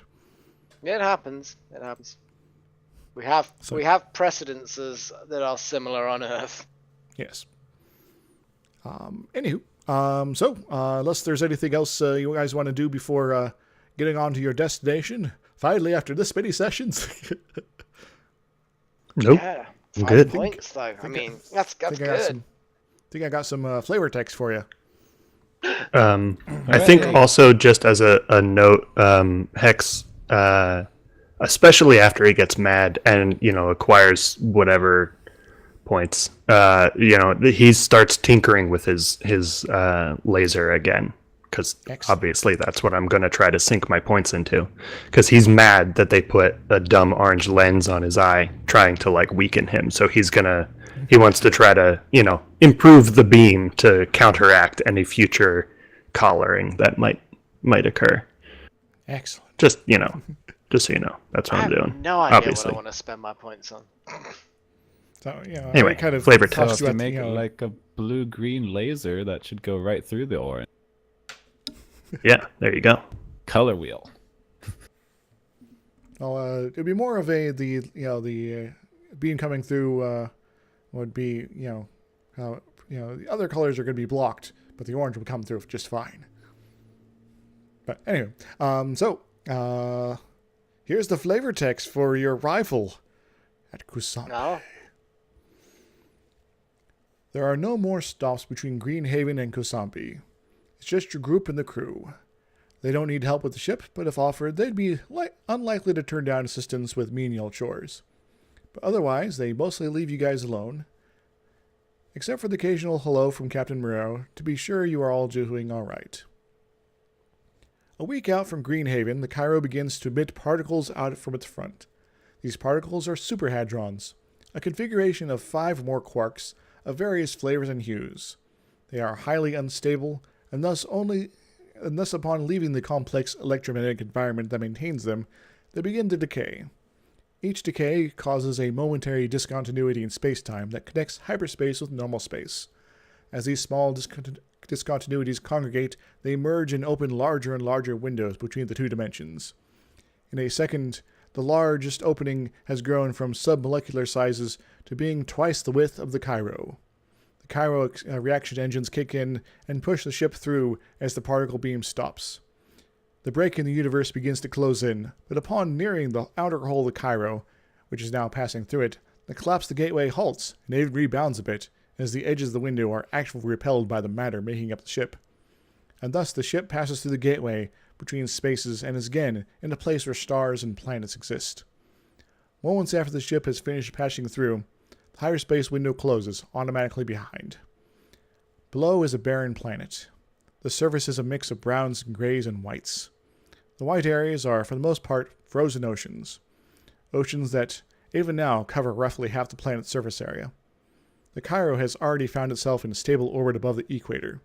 The Cairo will not be landing on the planet. However, it does have a landing shuttle in the cargo bay that's now ready to take you down, to take you into the unknown. Cool. I remember that little shuttle. Yes, yes. Now, just sort of a note.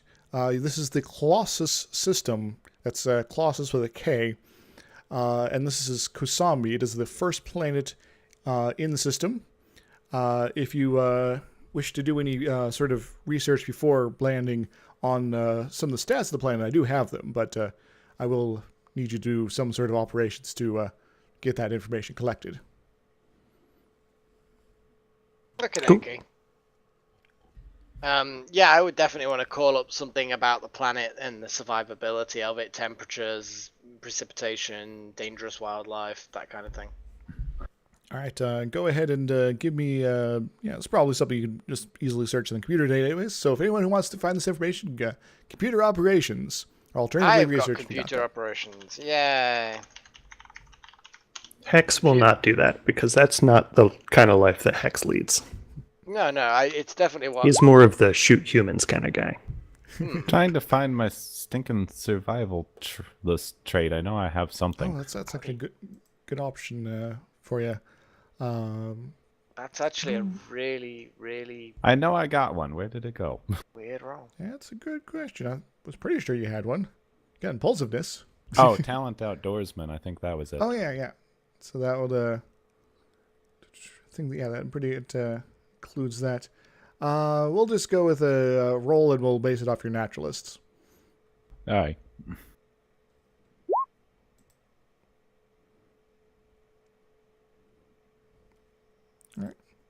So the general gist of this particular planet you get is that it is a Earth-type planet, of course. It has gravity slightly higher than Earth normal, but not too much that will cause too much as far as game mechanics modifications. The formal classification is barren. However, the planet does have extensive signs of a former thriving biosphere. However, for the most part, it is nearly dead. There is some life on the planet's surface at this point, but it's more of a microbial and, in a few cases, a fungus type of life form. So not much in the way of animal life at this point. The atmosphere is very thin, but it does exist. Someone could survive on the surface if they had a external oxygen supply and sufficient layers of warm clothing. But sort of a, one can survive at the South Pole in the middle of winter for a while sort of situation, as opposed to, it's just kind of cold out. Does it suggest that once upon a time, there was obviously a really nice planet down here, and it's had some kind of ecological disaster? Would it be like a natural thing because of the star? Do we know, or is this a case of?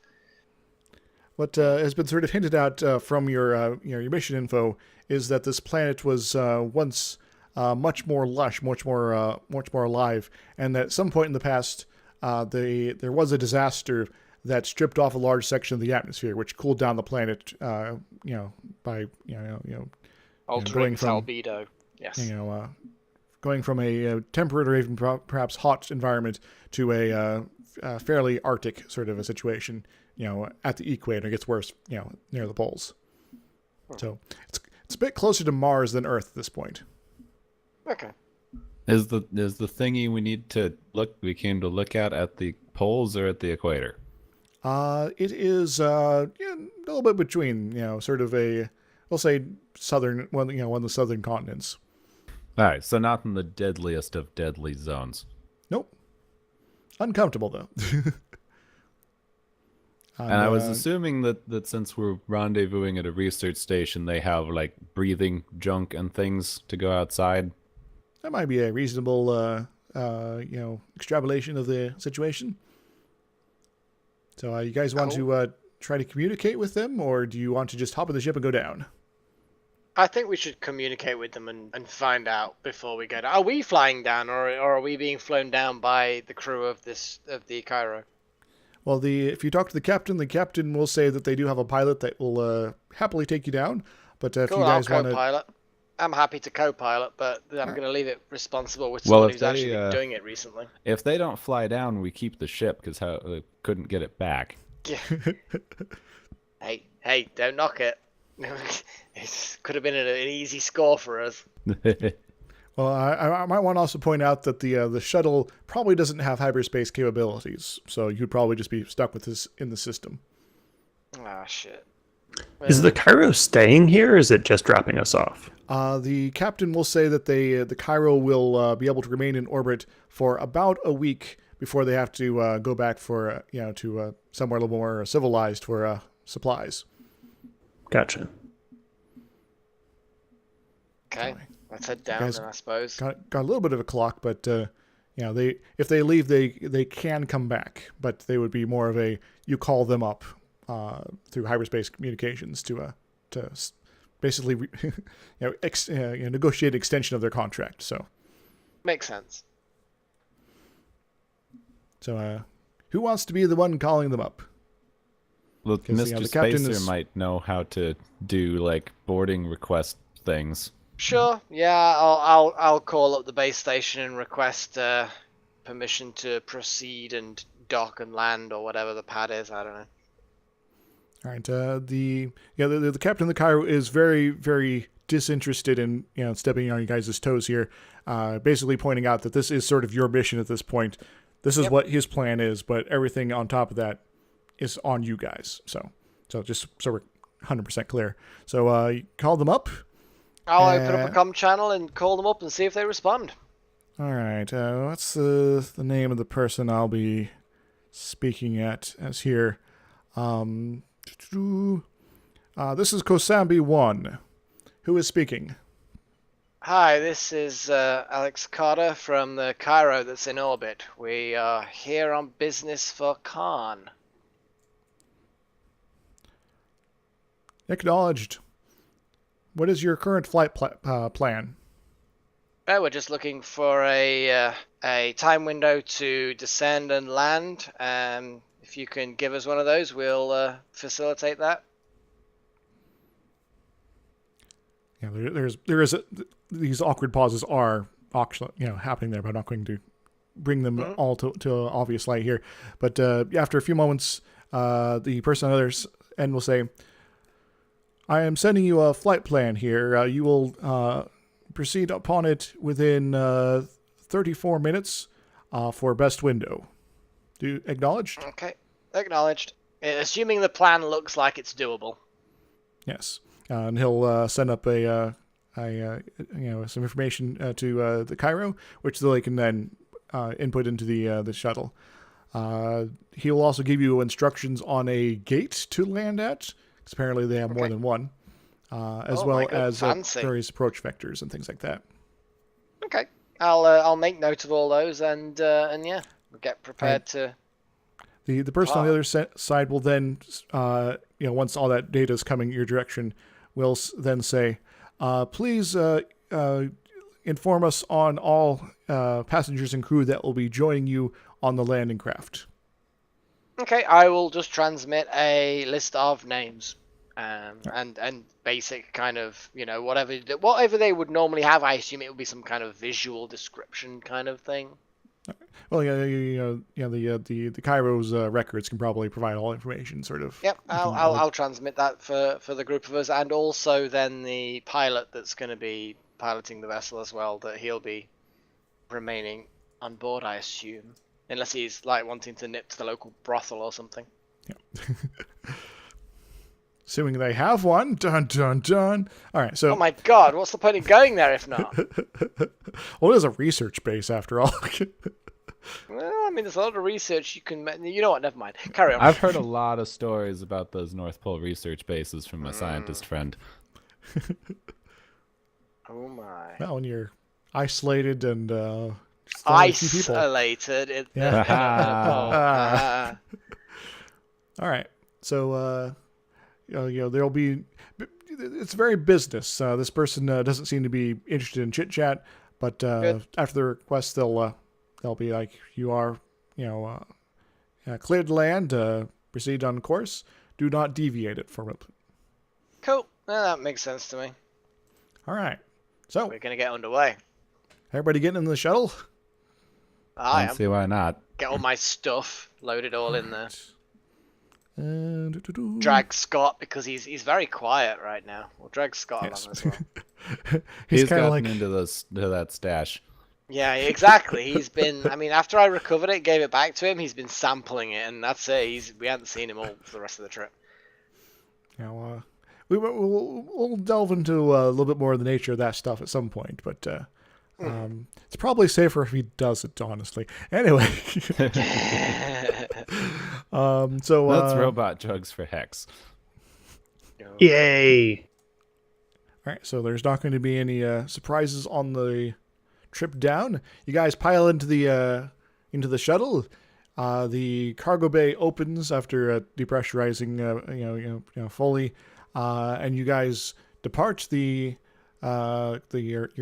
pilot of the craft is named Nikki. She's very enthusiastic and is one of those millennials you guys were complaining about earlier. Oh, fuck. Oh. I just continuously shake my fist at her the entire trip. I'll just have to tolerate. I'll sit there in the assuming that there's even a co-pilot seat, I'll have to sit there and just grit my teeth at her chippy optimism. There isn't explicitly a co-pilot just imagine that the whole time, even though Alex is like, oh, yeah, no, you're a trained pilot. That's fine. You can take the thing. But, she's flying and you're trying to tell her, no. Those directions are wrong. You should go this way.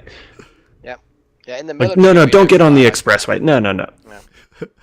Yeah, the angles are too high there. You're entering the atmosphere too fast. Look at the concentrations of nitrogen. You've got to account with the hull ionization more than that. Otherwise, it's going to get some charge. Should we roll for backseat piloting to see if it distracts her enough? Yeah, she's just doing a fantastic job of not listening to a goddamn thing you're saying. Yeah, exactly. Yeah. She's got little tiny super future headphones in. She does not hear a word. Noise cancellation. That's it. It's just noise cancellation. Just cancels out everything I say. Bitch. I don't like her. If you do want to make a roll, oh shit. I will. I will. I've got the skill. I haven't had chance to actually, roll this skill yet. So hell yeah, I'm gonna roll this skill. Why wouldn't I? Okay, we have. No, that's wrong. And that thing. Okay.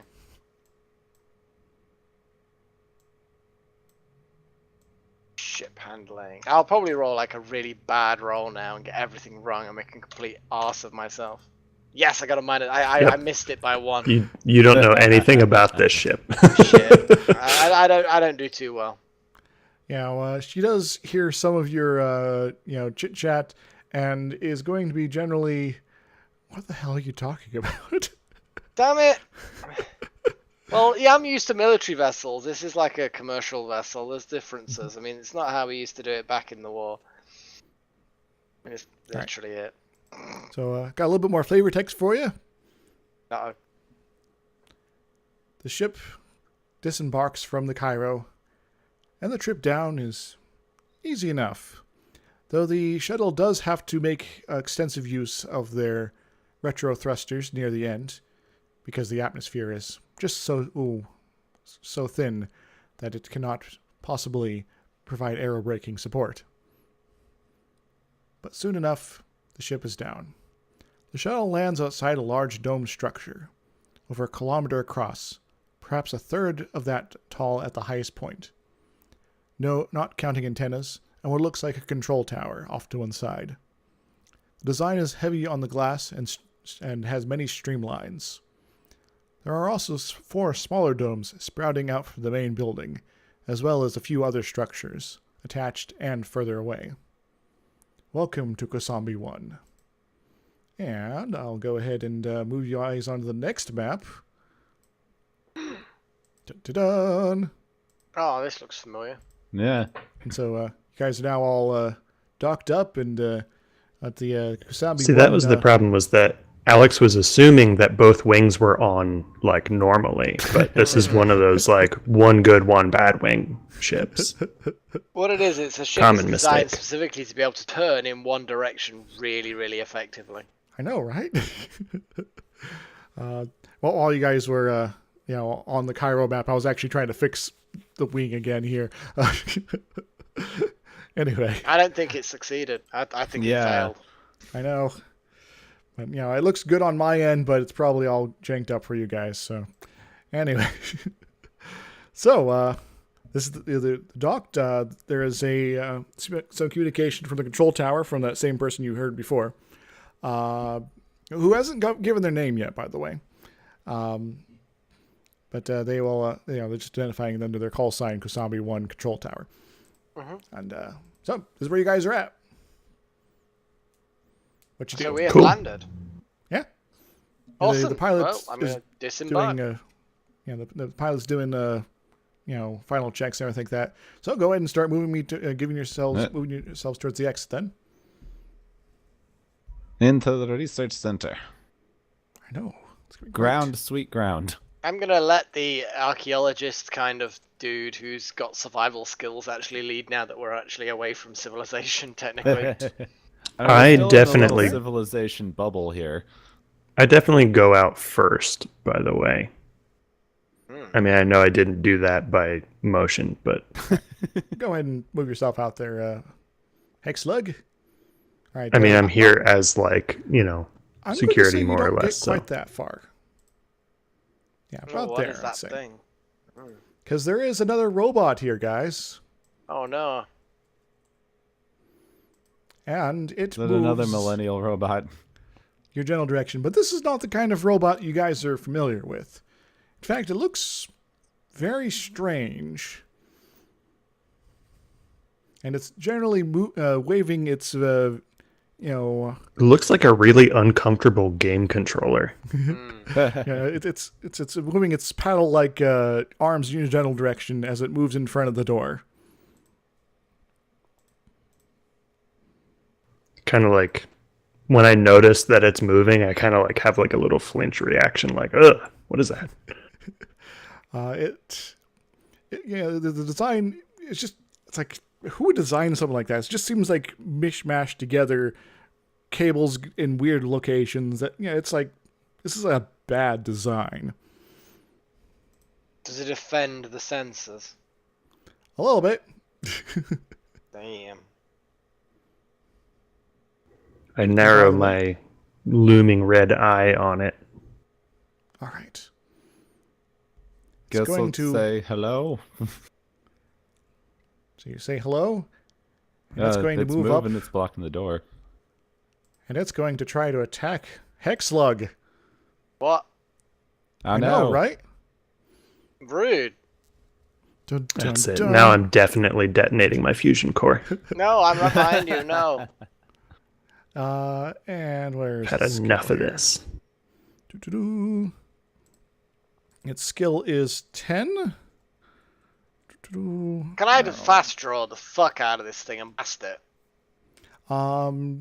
It misses, but yes, feel free to. It's now you guys' turn. I'll say you guys all get a chance to act if you so wish, and then we'll go into normal Yeah, if combat. it's attacking one of our people, then I am totally gonna fast draw this thing. I guess you go first if you're fast drawing. Well, I'm slow. gonna roll my fast draw, and I actually technically fail my fast draw. Oh, okay. I'm busy with my luggage with my hover robot thing. I shall Holy use shit, my, robot. let's see. I shall use my electronet. All right. So you fail to. That does not look good. Nope. No, you're that still does not look good. Yeah, you're still fumbling, getting your gun ready in that case. Yeah. X.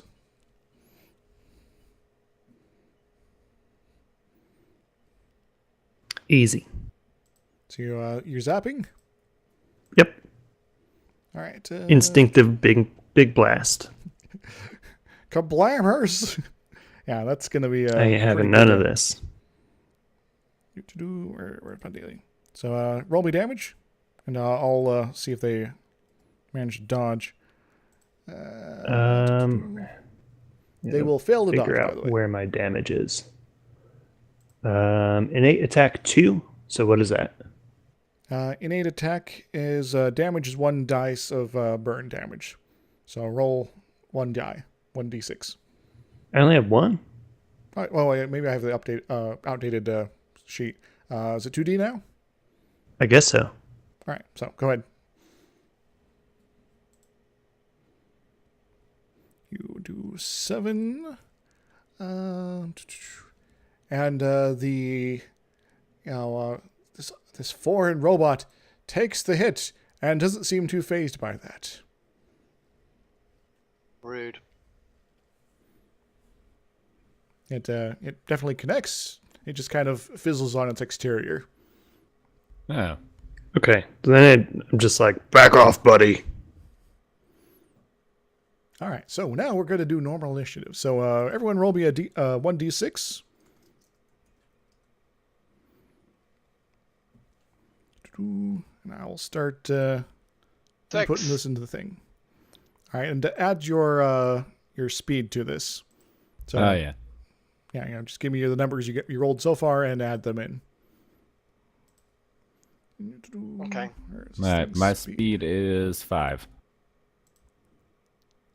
My total, including the dice roll, is 10.5. 10.5, and you're I got supposed to- 11.5. Yeah.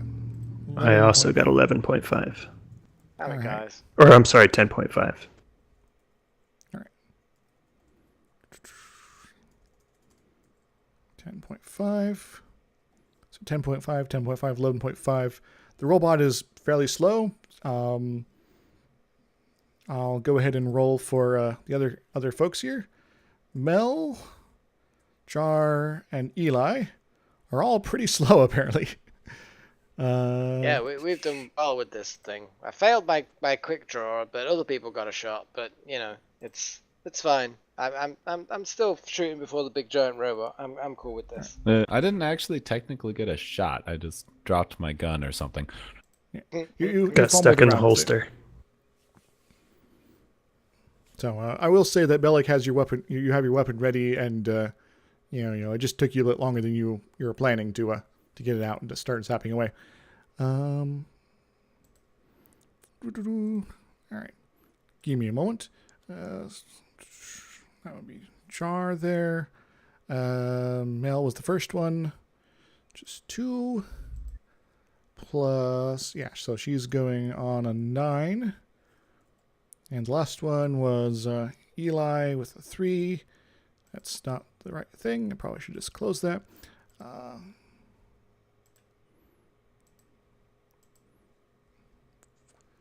So he is going on 8. So everybody goes before the robot. Okay. All right. So first up is going to be Gepwin. Okay. I guess I will try the same thing I fumbled last time. All right. That's a lot better. All right. So is that a potential hit? I think so. I do not know how to read my special attacks. Okay, innate. Innate attack. Innate attack projectile. That should be a hit because I've got a 14. Okay. Ooh. And then that's we already see the here. that's the stun net. So that's Yeah, it will not dodge. So, what's the damage code on the stun net again? I'm looking at the wrong sheet. That's why. is it this What's B going- something? Oh no, that's a page number.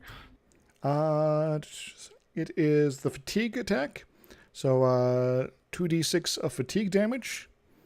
And because it's electrical, it will potentially do damage to this robot. I probably should have double checked Okay. to make sure I know everything's streamlined for this.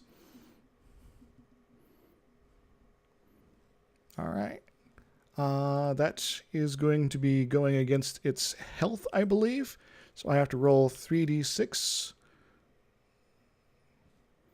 And it has failed its health check, minus your, its health minus your the damage you're doing there. So you fire the net off around this robot. It surrounds the robot, starts electrifying it, and it goes thunk. Haha, stun net. Yes. I don't even get to shoot it. That's rude. I kick it. Well, this robot was a little rude. Rude. It did kind of come out of nowhere and try to kill you guys. Can somebody who knows computers deal with this pile of metal? Any volunteers? Well- I I guess. I mean, I know a bit Yeah. about robots, but not. I'm just gonna go bang on the door. I assume this is a closed door up here. Okay, Yes. do I see any obvious way that I can just power it down so that it's not going to cause us any issues when we take the net off? Roll me relevant skill. You said you have robotics, right? I have electronics operation robotics. Okay, go for that. You're going to be on a -5 on this one, by the way. Oh, great. I like having huge penalties to my skills. It's my favorite thing in the world. -5. Damn. I failed by 1. Oh. Oh. All right. Well, I will say that you think you have some idea of where the off switch might be, but this is not a design you have ever seen before. Does it horrify my sensibilities? I bet yes. It's like this just doesn't seem to follow any normal logic stream here. It's not like any robot you've ever seen before, sort of situation. Oh, I forgot while to it's get counters for the incapacitated, I'm going to reload my stun gun in case it comes back. All right. Can I use my engineer robotics on it, or does that not apply? Sure. Go ahead. Yeah, I look for the switch. You look for the power core to just shoot it or something. It's like it's different aspects of the same thing, I suppose. Yeah, you know, Melek, you can sort of like Am there I- should be an off switch here, but there isn't. But he's Your going to look swarm for the bots cable and can't eat unplug or it. something. Am I at any kind of penalty? I'm going to say since this is a more relevant skill, Actually, probably a that fails anyway, so never mind. Okay, so all right. You're like, well, I'm just still kicking it and just Yeah. so mad. just start kicking it. Yeah, that seems like a reasonable course of action. Can I roll like luck to see if I give it the old man computer thump, it will turn off? Oh, do you have luck? That's actually an advantage you can get. Well, I if should you have guys done are, that. Oh well. if you guys are kicking it, go ahead and roll me a, your kick damage then. I mean, if we are taking this thing out, I should just get my pistol out and just point it against whatever I think is either its brain or its power core, and just pull the trigger a few times, really. Yeah, you guys can kill this thing, via violence if you so wish. As I guess opposed to, maybe we should knock on the other door first. Yeah, maybe. Well, the airlock leading into the rest of Kosambi 1 does start cycling after a little bit, a few more moments. And I forgot to get counters for the peoples, but soon enough you are, in the presence of two other individuals, and they are going to look on in horror at the robot that's being surrounded by you guys and tormented as it's down and incapacitated. And one of them will introduce themselves like such. Sorry, I should also point out that the two individuals, one of them's male, one of them's female. The lady is noticeably older than the other one. The guy seems like he's maybe in his teens. And they are both dressed in what seems to be some sort of security outfit. And they do have sidearms, that sort of thing. The lady will come up and say, "Oh my God. Was this here when you guys docked?" Yes, your bucket Affirmative. of bolts tried to kill our bucket of bolts, so we had to turn it off with some forcefulness. I do my best to glare at Simon. Meant with love. I'm afraid that this is not one of our robots. We don't actually have any, in our base. But How all did right, it get here? let's make sure it's fully disabled. Okay, I will point based on that roll, can I identify where it's either central core, where it's powered, some sort of power source of some sort is, and I just want to shoot the fucking thing so it's gone. Right. It's disabled. Trying to directly, extract the core would require, sufficient rolls, but just firing a gun into it for long enough will eventually kill it. Yeah. That way. Yeah, I will kill the thing. Since they've said that it's not theirs, I'll kill it with my heavy laser. All right. You start firing away into the downed robot, and it soon seems to be completely and totally dead. Cool. Okay. Reload. Restore put the sidearm into my trench coat, and hey presto, I'm done. Yay! If this thing has randomly showed up from a dead alien ruined planet, I'm going to do archaeology to see if it looks alien. Ancient alien. All right. How's that go over your skill? I think if I'm reading my skills right, which I'm still not sure, I think I got it by 1. All right. Then you're going to say, yeah, this looks kind of alien. You don't know much specific about this kind of alien, or really, other than this is definitely not human made. Why Design we got the principles are -5s, I bet.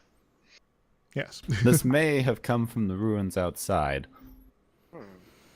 Yeah, well, the security officers they look fairly grim, and they, both agree. Yeah, this should not be anywhere near here. Please come inside. We'll have someone dispose of this. Cool. I'm happy with that. The lady introduces herself as Benson M12, and the guy is Norcus M46. Great. And Is they Is there start some showing- sort of galactic significance to number names that we're Well, not aware of? We'll get to that in a moment. As you guys are brought into the Kosambi 1, it isn't too long before you start passing other individuals, male and female, and all of them seem to have very similar faces to the two individuals you just met. The two individuals you they're just all met, the security clones. officers, have different, look different from each other, but Gary. there seems to be a lot of Humans all Very- look the same to me anyway, so whatever. more so than usual. There might be some differences in hairstyle, what they're wearing, even build. Like some of them obviously work out, others do not. but in general, it definitely seems that there's a lot of the same faces around here, specifically 2 of them.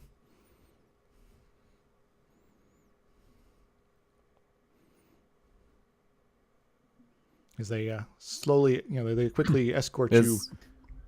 Is that like a really uncommon thing in this universe, or illegal, or yeah?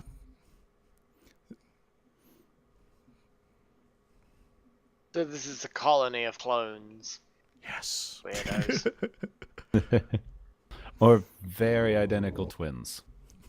What I'm guessing is that these robots have attacked, right? So obviously, that they're causing issues. And they're unhappy with this. They obviously want to get back at the robots, so it'll be the revenge of the clones.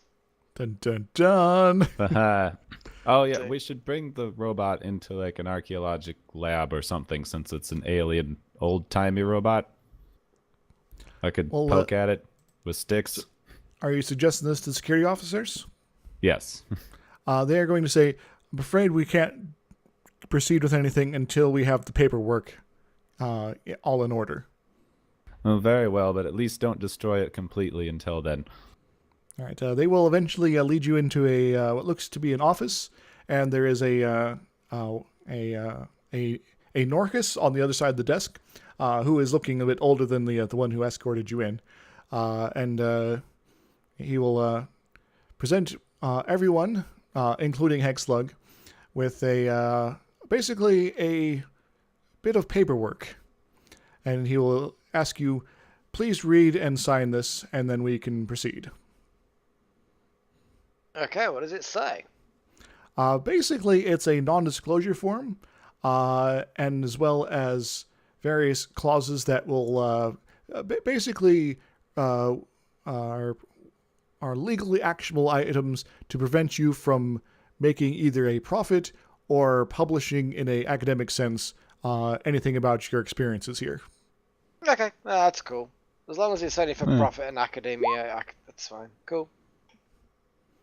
I have no idea what this legal junk says, so I guess I signed it anyway, and I will be screwed over later.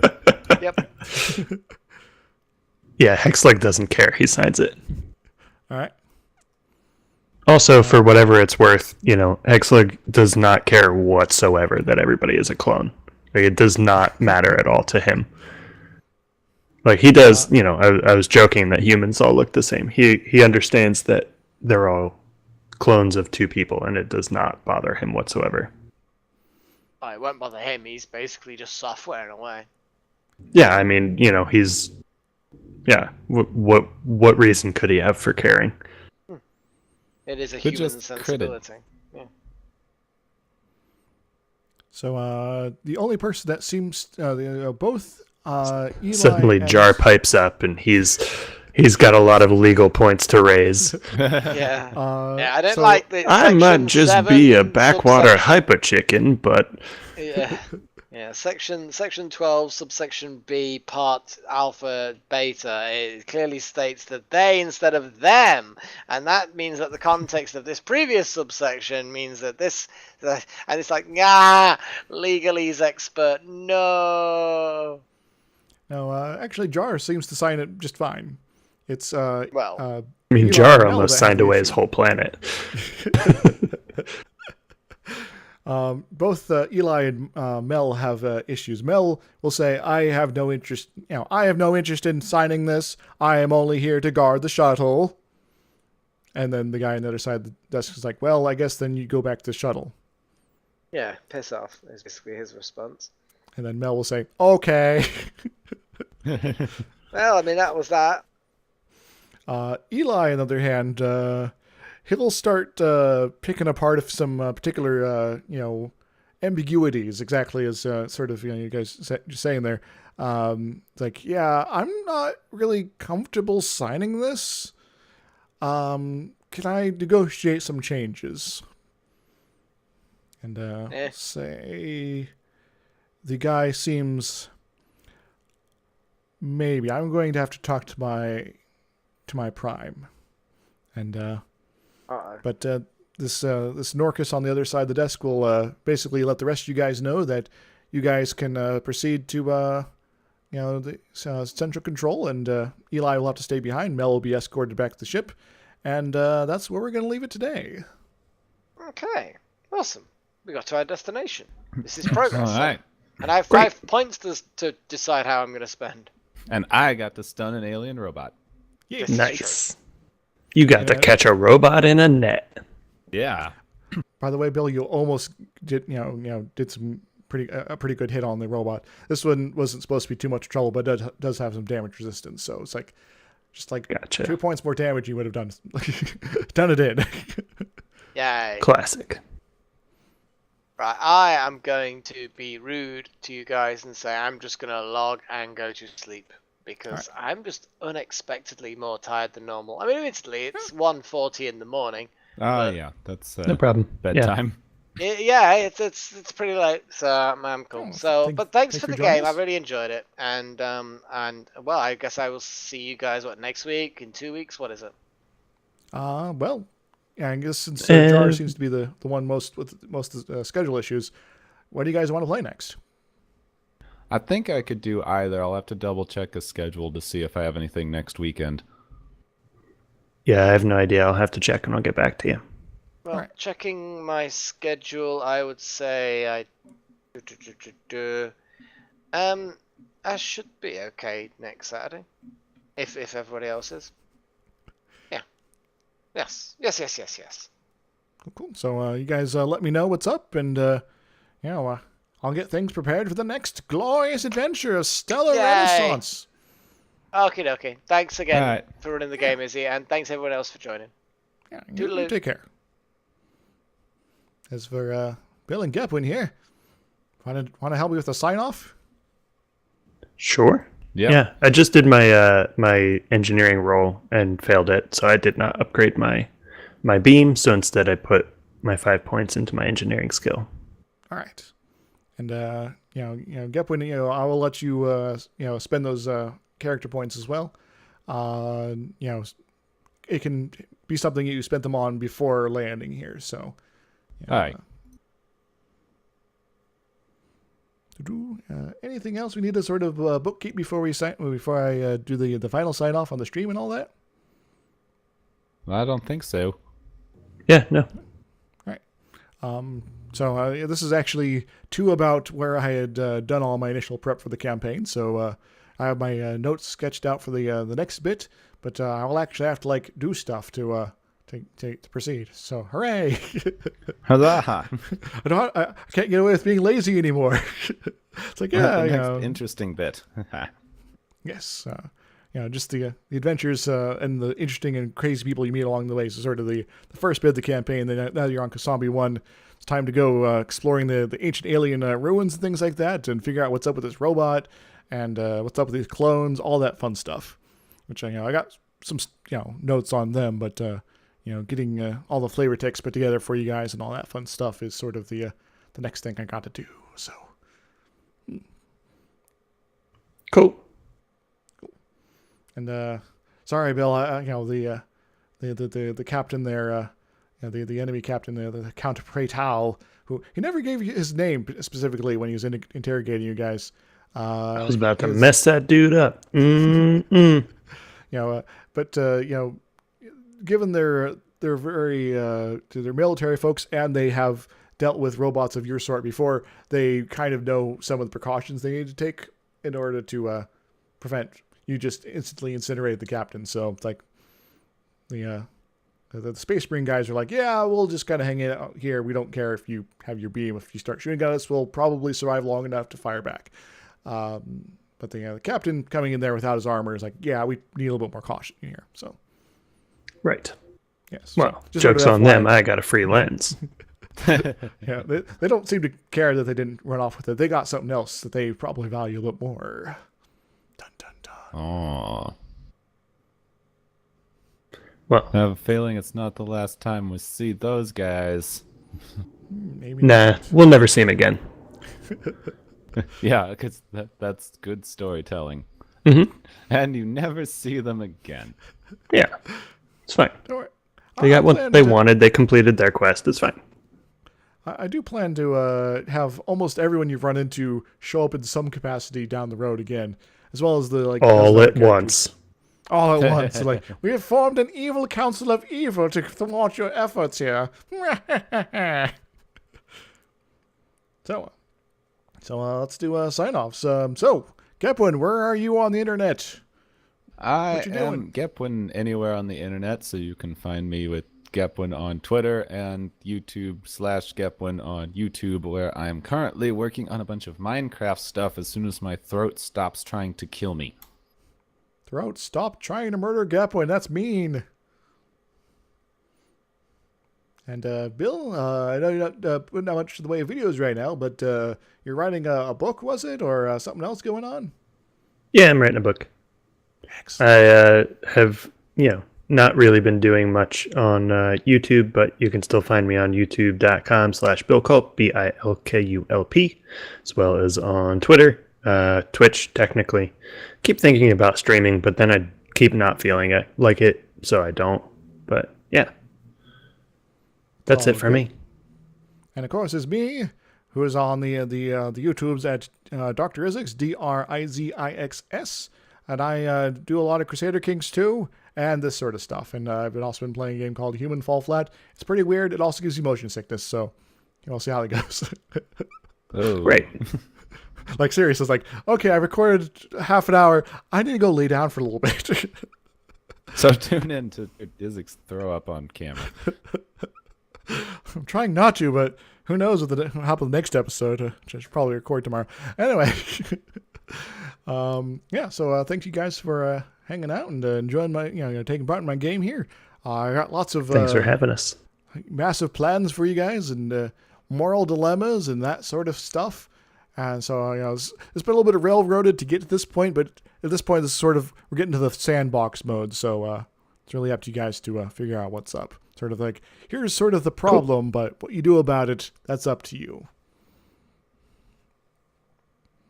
Very That's cool. what I took all these archaeological and survival skills for.